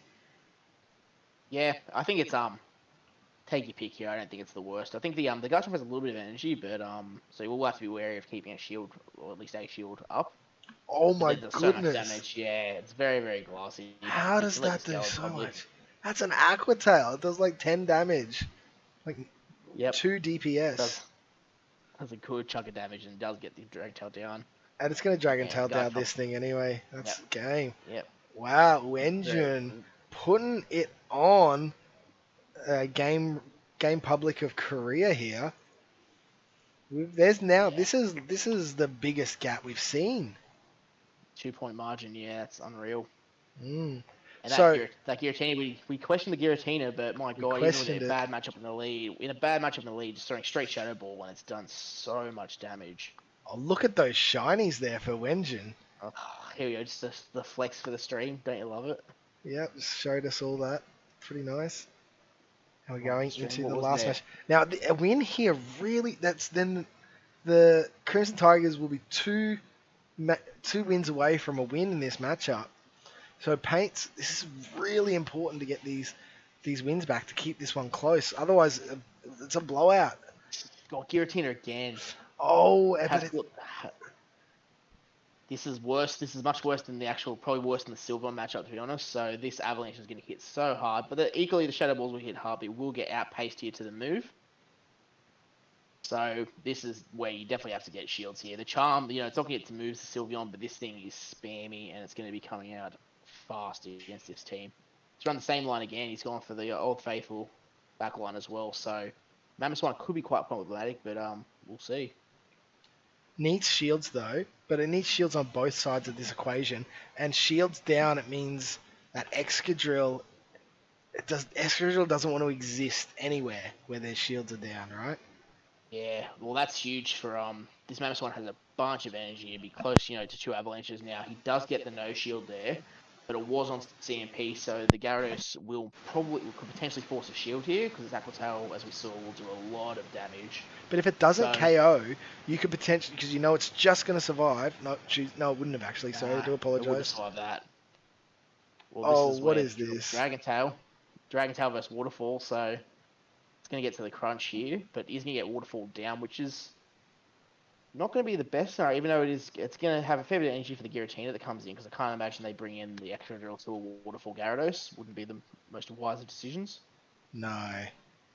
But this is going to be a close finish. I think Wen's in not a bad spot, Oh, they do. but they do. Wow. Okay. Are they sacking it? No, they're not. They're not sacking it. That didn't know. That Maybe they were the there. Giratina for... Are they trying to catch, or is Gary? No, yeah, Gary's on another Aqua Tail. This is going to do a lot of damage. Yeah, this is an interesting call. So it's going to do, a good chunk of damage. Yeah, like 55%. No, more. Yeah, it's ridiculous. So it gets to a move, but it's left itself in almost farm down range, so just about, depending on what the back line's looking like. Oh, it's the Mewtwo. Mewtwo, okay. Mewtwo's not going to appreciate this. this.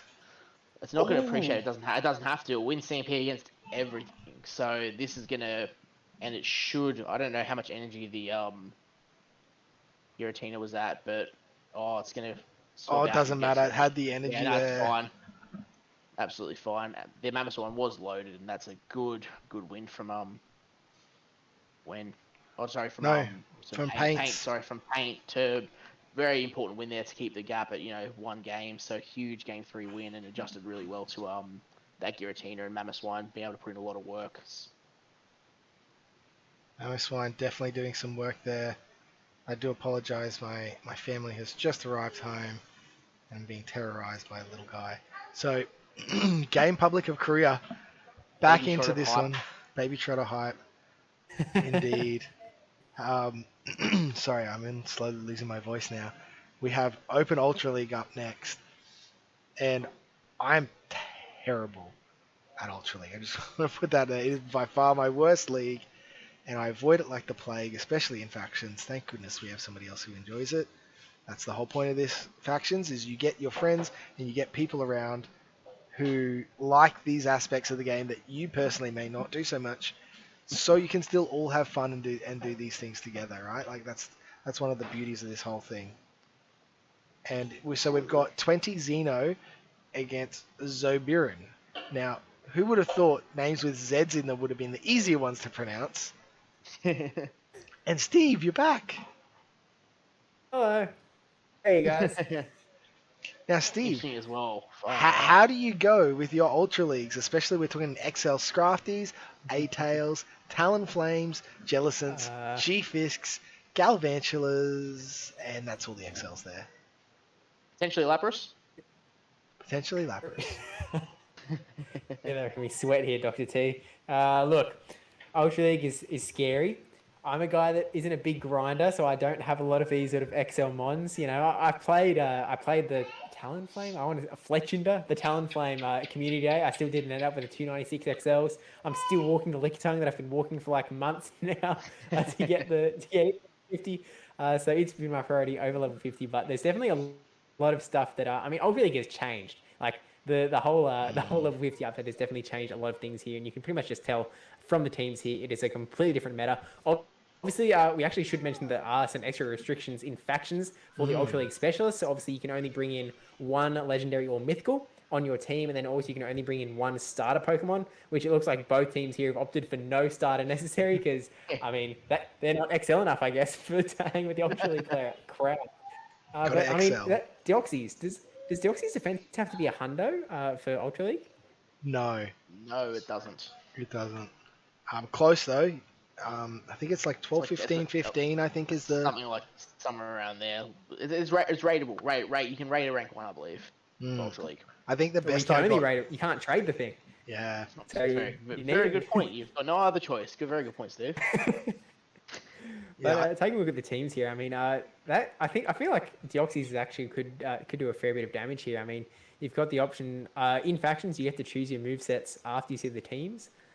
So you can bring in that Thunderbolt for the Jellicent, for the Talonflame even. You've got the Rock Slide for potentially the Alola Ninetales counter. Still really nice up against the Scrafty and the Galarian Sunfisk, even though you would take super effective from the foul plays.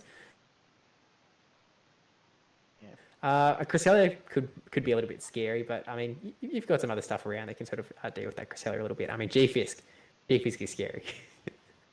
One best yeah, buddy as well, by the looks of it.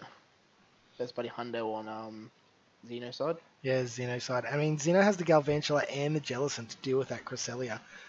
Even Escavalier with that Mega Horn, it's going to do quite well against Cresselia. So it's not that safe swap that you potentially may be used to seeing out of Cresselia, because there's lots of things that threaten it. I think Scrafty is something that's sort of the most scary for Xeno's side. As odd as it sounds, Escavalier potentially the best Scrafty counter, which it's not that great. Like so I expect to see a lot of Scrafty from Zabrino there, because every Scrafty's going to eat into your G-Fisk, your Lapras, your Jellicent, and your DDs. Alright, well, why don't we jump straight into the battle? Over to you, Stumpy and Steve, and enjoy this Ultra League. It's 7-8. Super close, coming down to the wire here. Let's go for Ultra League.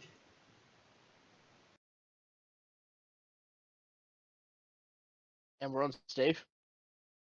Yeah, I might be relying on you a little bit because my lag seems to have peaked to a whole new career here, but we'll do our best, I guess. I see you want to start us off here. So we got Jellicent into Galvantula. We've seen this once tonight, but it was in the Great League Dungeon. So good matchup here for the Galvantula, being able to throw super effective moves all around. It does choose to bait the lunge here though, which is I wouldn't say risky, but it's a good. Oh, it is called though, so it's a huge call on the Jellicent end. And does Yeah, choose to absolutely. bait the other way around as well. So Bubble Beam comes through here. So not the most bulky of Pokemons, but does also counter by calling the bait. So no one's budging here. So we'll see how they decide to adjust. And the Galvantula does win. Sandpaper looks of it there. Do we have you back, Yeah, that's like Steve? somewhat. We'll just have to play it by ear a little bit. We're going to let the discharge come through there to just let the Jellicent go down. Obviously, it wasn't a good matchup, so pretty happily that one comes in and had the G-Fisk to bring in hard counter there. In comes the Deoxys, which is definitely like it's not a great matchup for Stunfisk, but this is the difference between Great League and Ultra League. That is such a bulky Pokemon counter. It feels like it's tickling the Stunfisk, even though it's like such a heavy move. Able to throw the Earthquake, put some pressure on the Deoxys, and then swap out to the Scrafty, which is actually a really interesting swap because I mean, he's still taking super effective there. Yeah, it's interesting. Good to see that there's the Thunderbolt and Rock Slide moveset as well, because it's obviously identified that Psycho Boost didn't have a whole lot of need or usage against this team, so foul play is going to hurt here. But Deoxys is so bulky, so it does 40% of it, and it's going to be able to just keep chipping away with counter damage and great timing on the throw there. So another Thunderbolt does force the shield, so Deoxys he putting in work against his back line, so. And it was a strong pivot out from the lead as well. So they still got the relatively healthy Galvantula in the back as well as the Jellicent. So I think uphill battle here from Zob.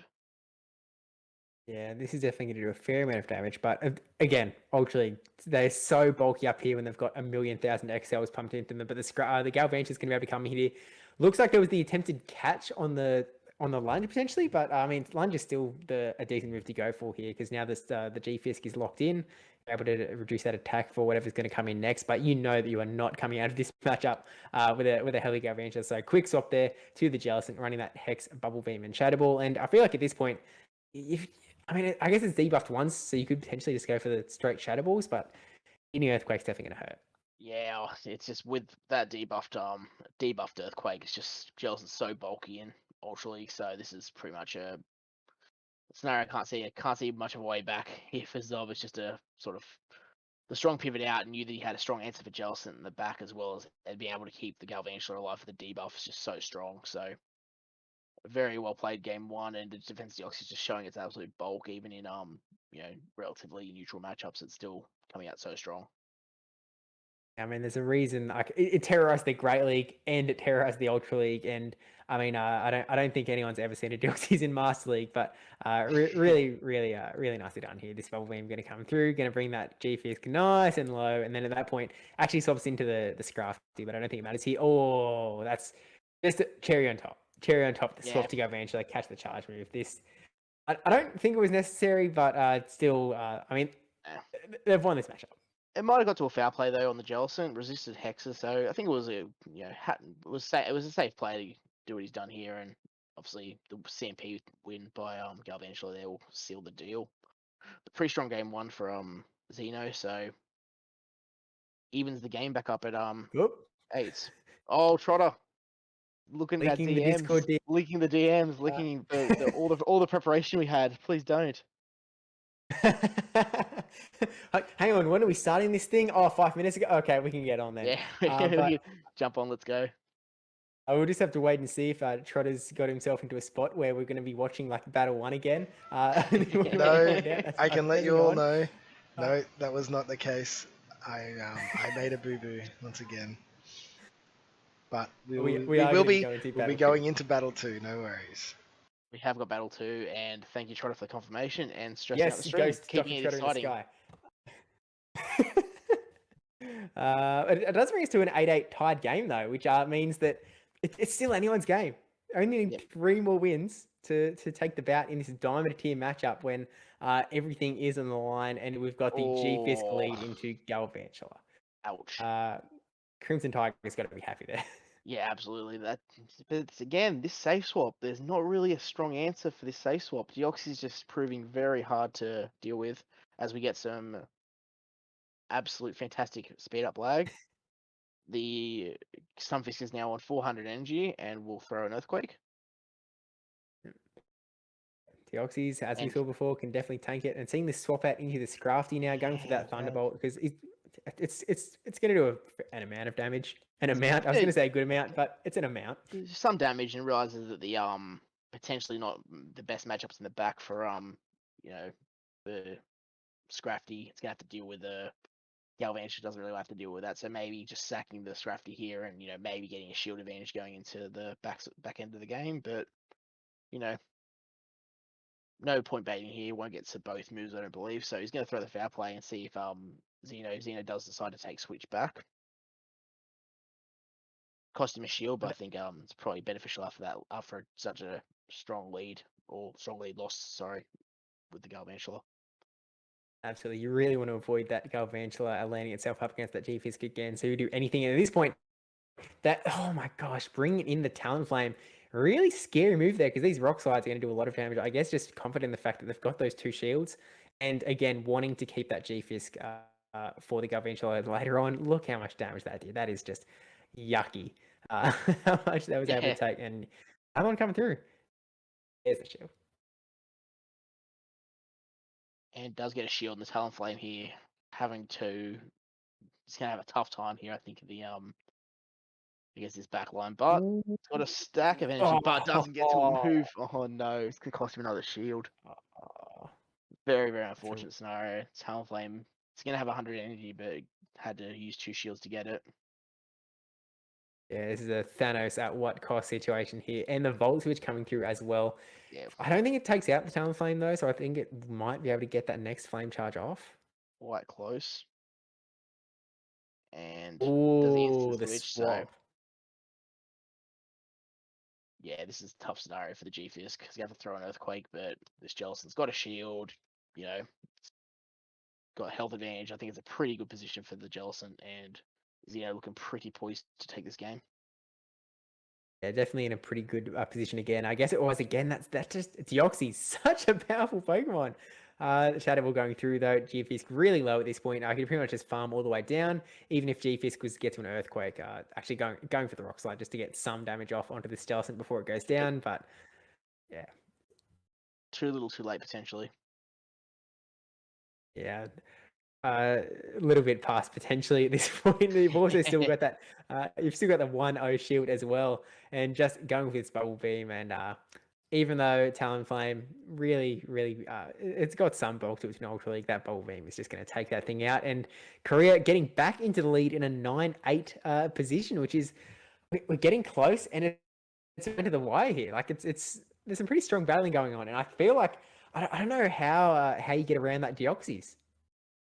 Yeah, it does look so strong on a safe swap. So like I said, he's gonna have to come up with a plan for that because it's looking super oppressive against his team. We actually, in that game, we also saw the really ultra strong lead of the G-Fisk into Galvantula. Galvantula could do absolutely nothing in this matchup, and we ended up just seeing the G-Fisk have to come in not against Galvantula because it just lost too much health to the Deoxys. So I kind of wonder if there's a bit of might be some really hard emphasis in this last battle to just, I need to make sure that Deoxys goes down as fast as possible, try and get like a Brave Bird or something onto the darn thing. But we know there's going to be some shields being burned, and we are actually going to see the Escavalier, the good lead going in Korea's favor this time, and that G-Fisk is now the one that's running away from the matchup into a Scrafty, which is still not a great matchup. Yeah, it's not the best matchup for Escav. Sorry for Scrafty, but can pair up these pop up here and get these counters going, but give me a bit of an uphill battle here. Sid. Okay, and deciding to bring the Galvantula in. Again, wanting to avoid the situation where their Galvantula is locked in up against that Galarian Stunfisk. And this is a decent matchup where that you can take those charge moves from the Scraft. You can get these super effective neutral lunges off because of the fighting typing. And you'll eventually take this thing out. Even though this is a powered up foul play, Galvantula should still be able to tank it and get to another move. Yeah, I definitely think it's a good scenario for the it might get to another. It will get to another pup here, but CMP tie and the new to throw there didn't have to waste another shield, so does undercharge even though it does not matter. Does KO. Just a flex, saving their finger. Yeah, just got to save it, and then obviously we're gonna see the G-Fisk probably farm this thing down, but not before it probably takes a lunge here. So does get a lunge off, and will make it a little bit more painful for the G-Fisk in the next matchup, but Galvantula again proving how strong it can be, even coming into an edge deficit and just being able to avoid its worst matchup as well. Yeah, but a little bit unfortunate for the G-Fisk now that there are 2 counter users left on Cecino's side.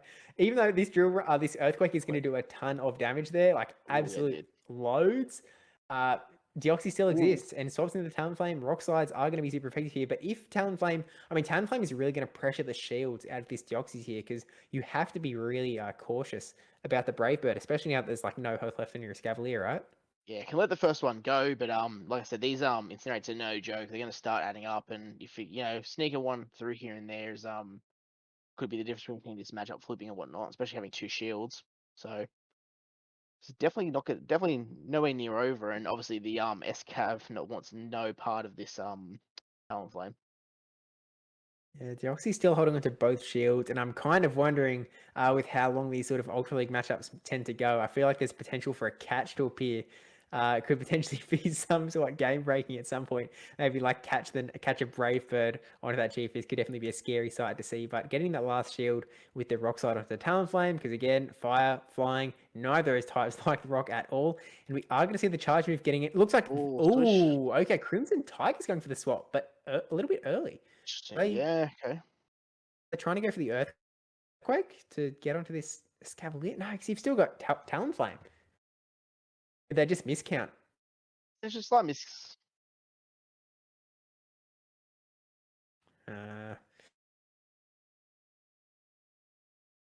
Yeah, just trying to farm it down, unfortunately. And it looks like he's actually Juron's gonna come through. Sneaking Juron through. This won't be enough to KO, but it's well truly in Rock Slide range, so this is just a bit of a one free incinerate for the Talonflame, but it's now not as bulky as it was.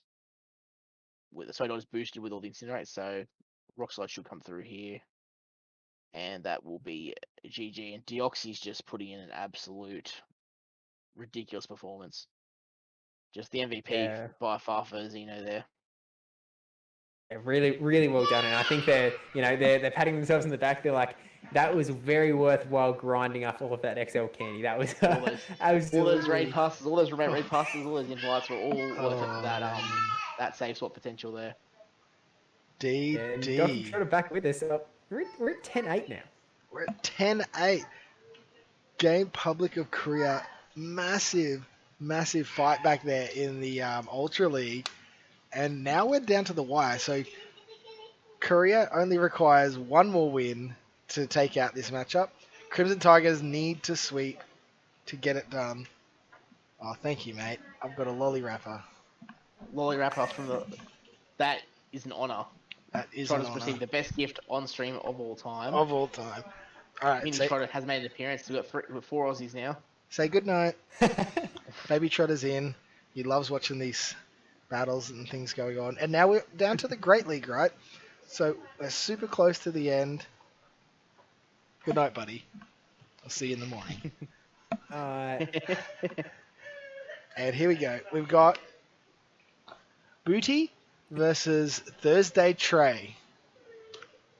Great names. Yoxie's is back. Can we get hashtag free Pidgeot? Pidgeot has arrived. Pidgeot has arrived. It's available and it's allowed. But there's some serious Pidgeot counters out there, right? So the Reggie and the G-Fisk. In the way of double steal, looks like a terrible time for a Pidgeot, but... I mean, even like Rainy Cast form, if it lands a Thunder, that's it. It probably can just go straight Water Gun Right. Weather Ball. So that's really nice. And I mean, I'm just going to say, it's a beautiful thing in Open Great League to not see an Azu. Putting that one out there. The poor guy bought the Actually, game as well. Just like bought the game purely for the Azu and just gone, oh, surely everyone's running Azu. The one guy not running Azu. But does have it for Jellison. So What do you it's mean? not the worst thing in the world. He bought the Nidoqueen and the Rainy Cast form for the Azu as well. Yeah, like, has the ultimate Oh FU my gosh. Azu team, and it's not there. So I put the Meganium to use. We do love a bit of Meganium, so hopefully the Pidgeot stays away and the Meganium might have a little bit of play. hmm I mean, that Umbreon, if that Medichamp's gone, that Umbreon can soak energy. It may not win the matchups, but it's going to soak a ton of energy to hopefully get your other Pokemon in the back for Thursday Trey. But who you giving the edge to? This is for the win. This is the game. So I don't. I'm kind of liking Korea's team here a little bit. I mean, again, Deoxys is scary, but it's not as scary in Great League as we just saw in the Ultra League. You've got a lot of sort of bulk on here. You've got some movesets that can sort of run around as well. Like, if it was a Charm Ninetales, I mean, you've only got Medicham to attack, but being able to sort of maneuver a little bit to that Powder Snow, you've got a bit more play up against the game as well. But I think with Double Steal, you're kind of walling off a fair bit of Crimson Tigers team there. I mean, and actually doing a shout out, MDK has rated in with 84 ratings. Hey, oh, yeah, and probably should remind everyone the fact that this, despite the stream title, this is not the Silph Arena 2021 World Championships. This is an FSPN looking at Silph Arena factions, Diamond T in the APAC region, looking at 2 of the top teams in the APAC region, duking it out. And it's first to 11 essentially to take out the bout. And Gamepublic of Korea going to the very last bout with the 10-8 lead here. So definitely really in a pretty commanding position. And again, I'm kind of favouring their team a little bit here in this matchup. What do you guys think? I think Deoxys could have a lot of play here with Thunderbolt. I can see it doesn't. It could have Psycho Boost Thunderbolt. I don't think Rock Slide's super necessary here. I could see it having Psycho Boost and Thunderbolt really being able to put on some, a lot of coverage. Thunderbolt against the cast form, and then it's got Psycho Boost for the Nidoqueen, and then it's not going to have a bad time really against the 2 steals. So I can see Deoxys being a pretty sound safe switch probably for this team. So that could be a repeat of the Ultra League and seeing Deoxys just flex its safe swap power. Well, could be coming down to movesets too. So if it doesn't have that Psycho Boost, but then on the flip side, if it has the Psycho Boost, and if there's that one wrong play and you debuff yourself at the wrong time, I mean, all you've got is counter and Thunderbolt against the Reggie, and you've just got counter against the G-Fisk. So your energy might not be as useful on that DD as it once was. Yeah, So let's get in. We're into the last matchup here. We've got Booty versus Thursday Trey. Stumpy, have a rest. We'll see you at the end as Steve and I jumping into these battles. So we've got Thursday Trey leading the Jelson. Oh no! Thursday Trey immediately hard counted. Does not want to bar of it and safe swaps to the Umbreon. Oh, and Booty did not bring the Medicham to take out this Umbreon. So all of a sudden the Umbreon's looking a little bit more comfortable here, Steve. Yeah, I mean, Meganium is definitely going to put a lot of hurt on there, and actually a pretty nice play getting that Frenzy Plant off first, bring that Umbreon's health down quite a bit so that G-Fisk is just going to have a really, really safe time in this matchup. There's pretty much no way that Umbreon can win this now that's pretty much lost, I mean, almost half of its health. I think G-Fisk can actually just go straight Earthquake and win this matchup without... you might have to burn a shield if you go straight Earthquake, not too sure here, but definitely going to be able to put on a lot of hurt. I mean, the foul plays are adding up. We're down to half health on the G-Fisk, but I mean, you're either going to get some shields or you're going to put on a lot of hurt onto this Umbreon really fast. So we'll see if they do want to protect it. I mean, it was a really bad lead. They might want to... Yeah, but even then... Make sure the Jellicent doesn't land on the Meganium again. No, going to let that come through. Fair enough. But the DD against the Meganium is not... Like, it's even, right? It's not like a... It's not that they've got that Pidgeot there to just absolutely... Oh, and a swap here into the Jellicent. Jellicent eating an Earthquake, but...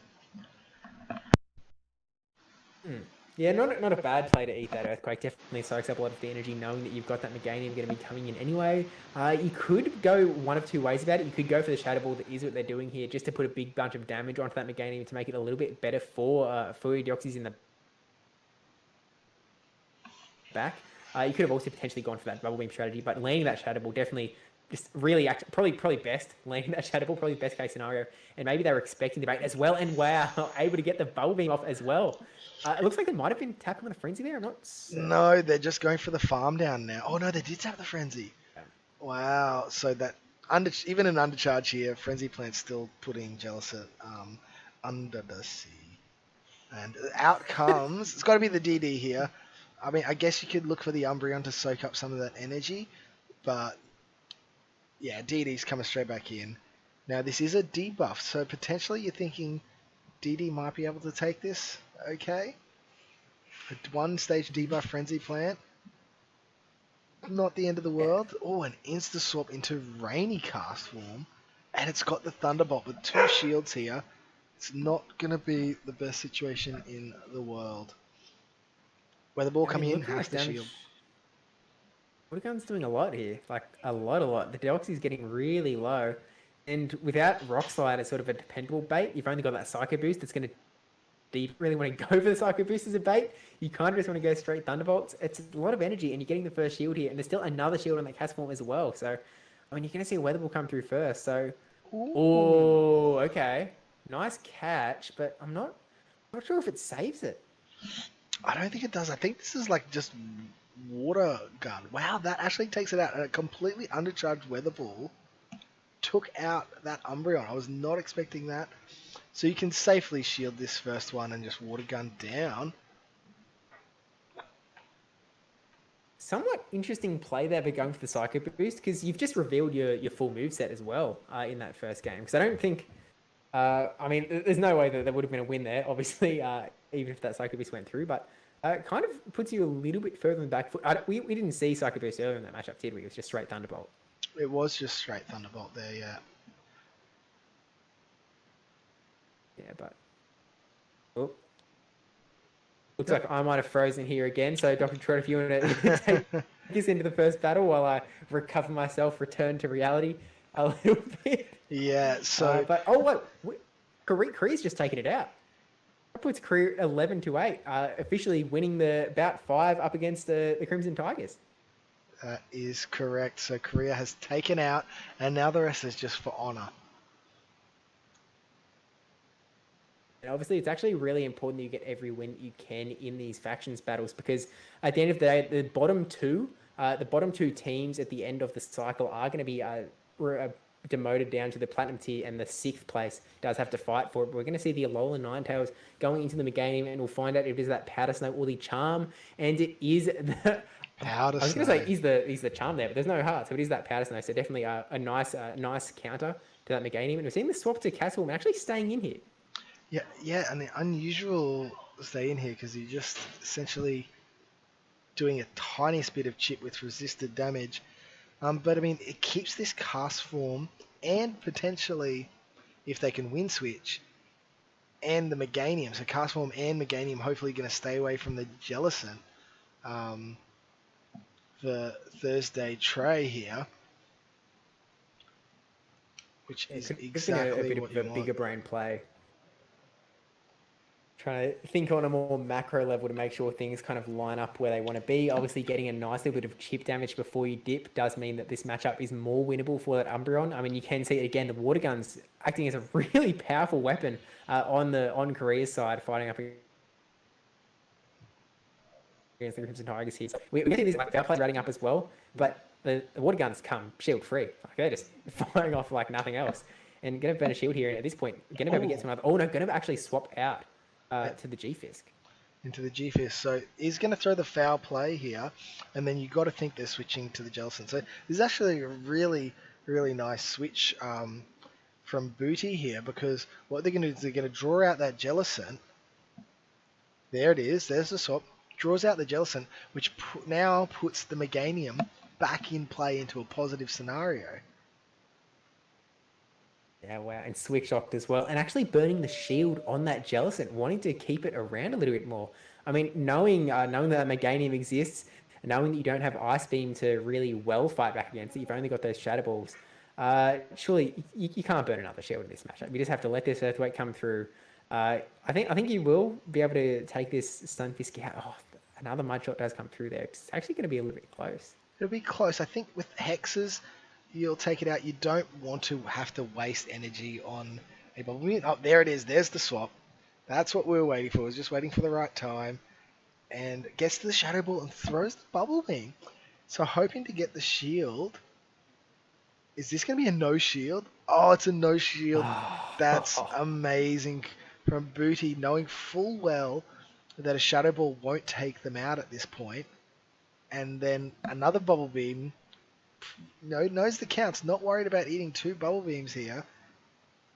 And an insta-swap into that A9. Now, Frenzy Plant does damage. It's not resisted. It's going to do a lot of work. And potentially get to a second Frenzy Plant here. Oh, no. Whoa.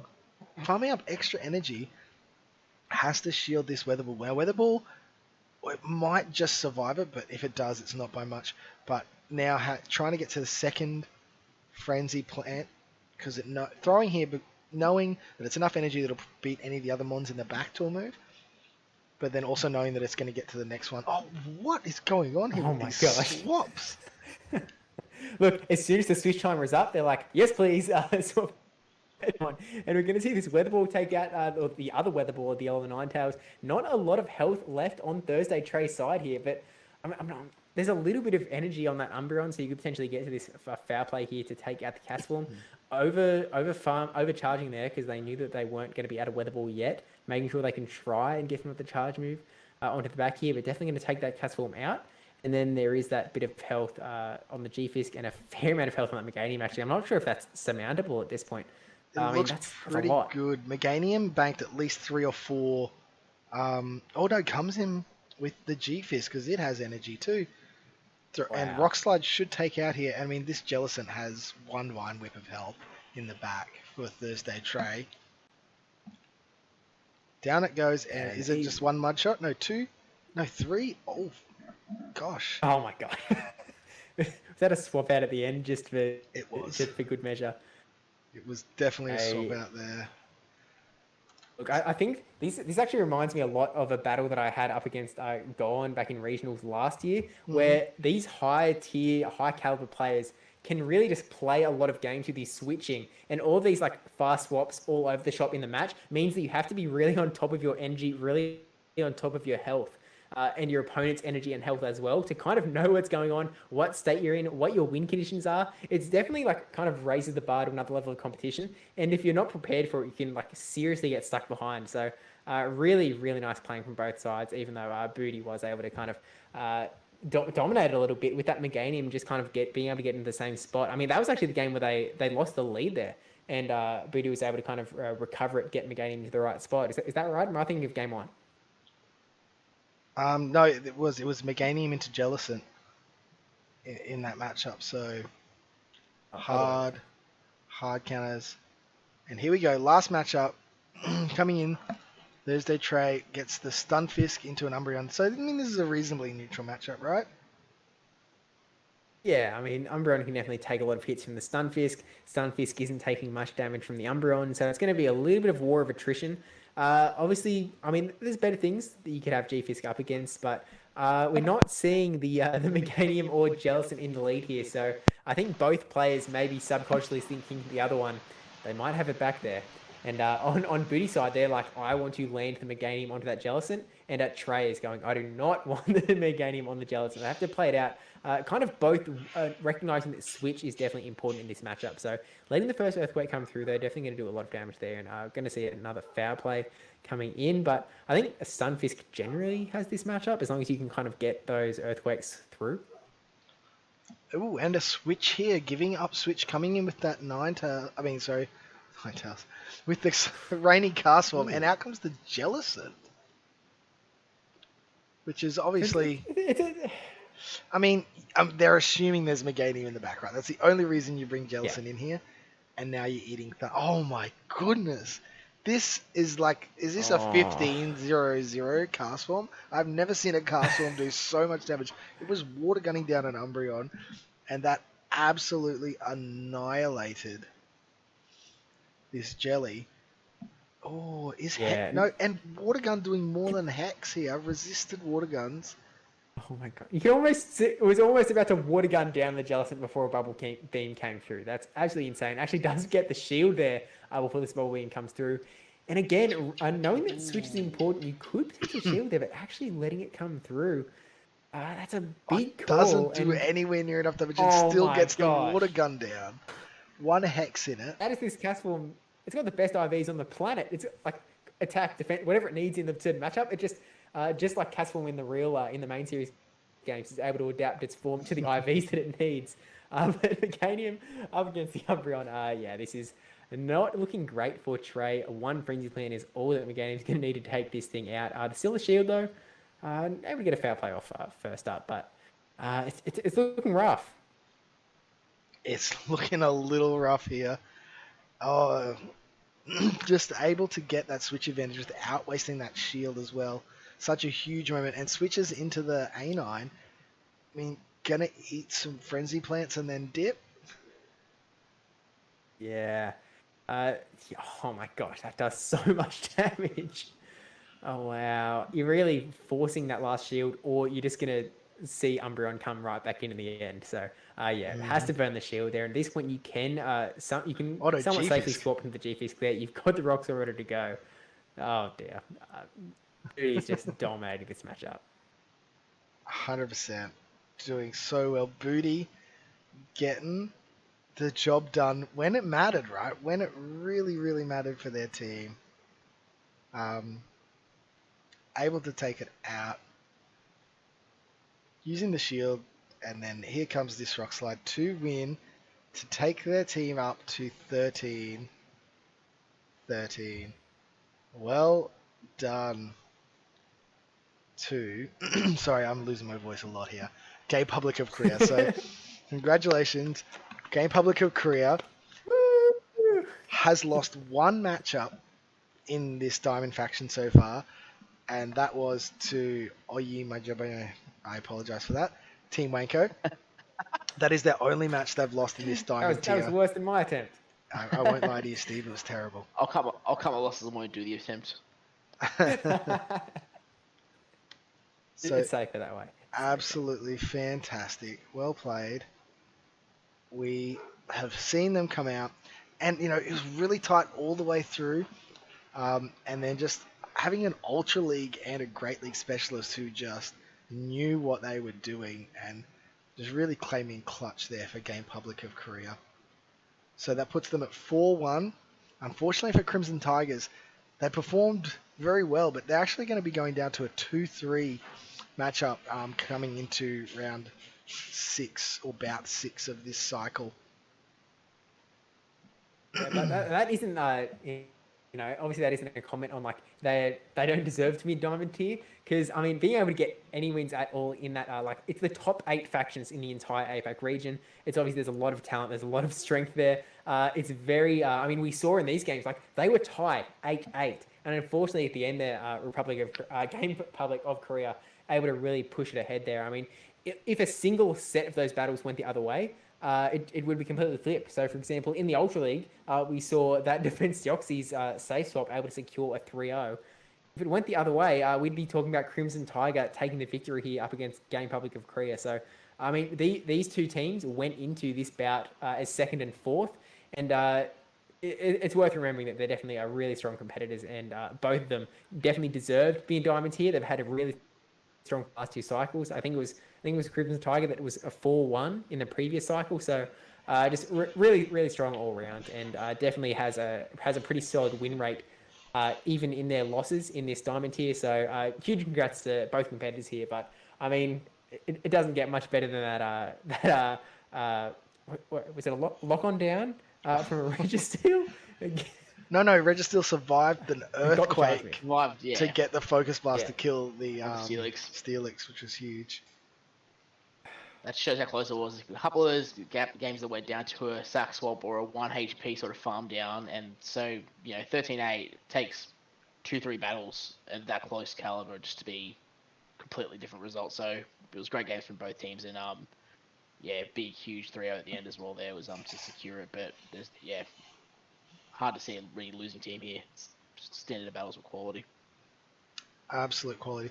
So if you watch these battles and you enjoyed this format, head over to silph.gg, get yourself a player account, sign up, get 6 or 7 other friends because you can have a reserve, get a team together and join up in your faction area, and you'll be able to look through all the rules and work out how it plays, and get involved because it's a really great format. I know a lot of people who are only playing factions now. That's really their main focus in PvP. They've moved away from some of the other areas, or people are just on board with factions and they're doing everything. But factions is playing really, really well. A lot of people are enjoying the team aspect of it, having your teammates, be able to watch your teammates battle live, help each other out with scrims, team building. So much fun. And I really want to thank these guys down below as well, Stumpy and Steve. Thanks for coming out, giving up your Saturday evening in Australia. Elsewhere in the world, don't know what time it is. Hope you guys had a good time in casting these battles. My pleasure. Thoroughly enjoyed it. Excellent. Now, I don't think we have the ability... And, huge shout out to DrTrotter for putting all of this together as well. My lag is causing much disruption. I do want to apologise if I did interrupt either of these fellas throughout the stream. I'm definitely putting all of the blame onto the lag and not my manners. Let's blame NBN over anything. Yep, all blame NBN. Thank you, Australia, for having such a good internet, he says, with a heavy tone of sarcasm. But I wanted to give a serious thanks to DrTrotter for putting all of this together, because I know firsthand it takes a lot of effort to get these videos all synced up and ready to go. So even though we had the one kerfuffle at the start with having to watch that one game again, did a really good job. So really well put together stream. So huge thanks to DrTrotter for having us here. Yeah, thank you, and thanks for Silph for letting us take over. We unfortunately don't have the ability to raid from Streamlabs because we're on the Silph account. So thanks everyone who's come in and joined us, and we will play the Silph outro video for one loop, and we'll see you next time in FSPN when if we will be covering maybe some more APAC content. There's all the other 3 regions that'll be getting content covered on this as well. So follow along, make sure you're following Silph so you know when they pop up. And season starts in a couple of days for the regular Silph tournaments. Lunar Cup, it looks fun. I'm actually really looking forward to it. I know Stumpy said he was going to try hard this Silph season and really try and push way through the ranks. Don't tell people this. No. I'm trying as hard as I did. Or to be practicing with some internationals. So look, it should be really good fun. Should be really good fun. Can't wait. Anyway, I look forward to seeing everybody next time we get onto Silph, and should be heaps of fun. Thanks, gentlemen. We'll see you next time. Cheers, guys.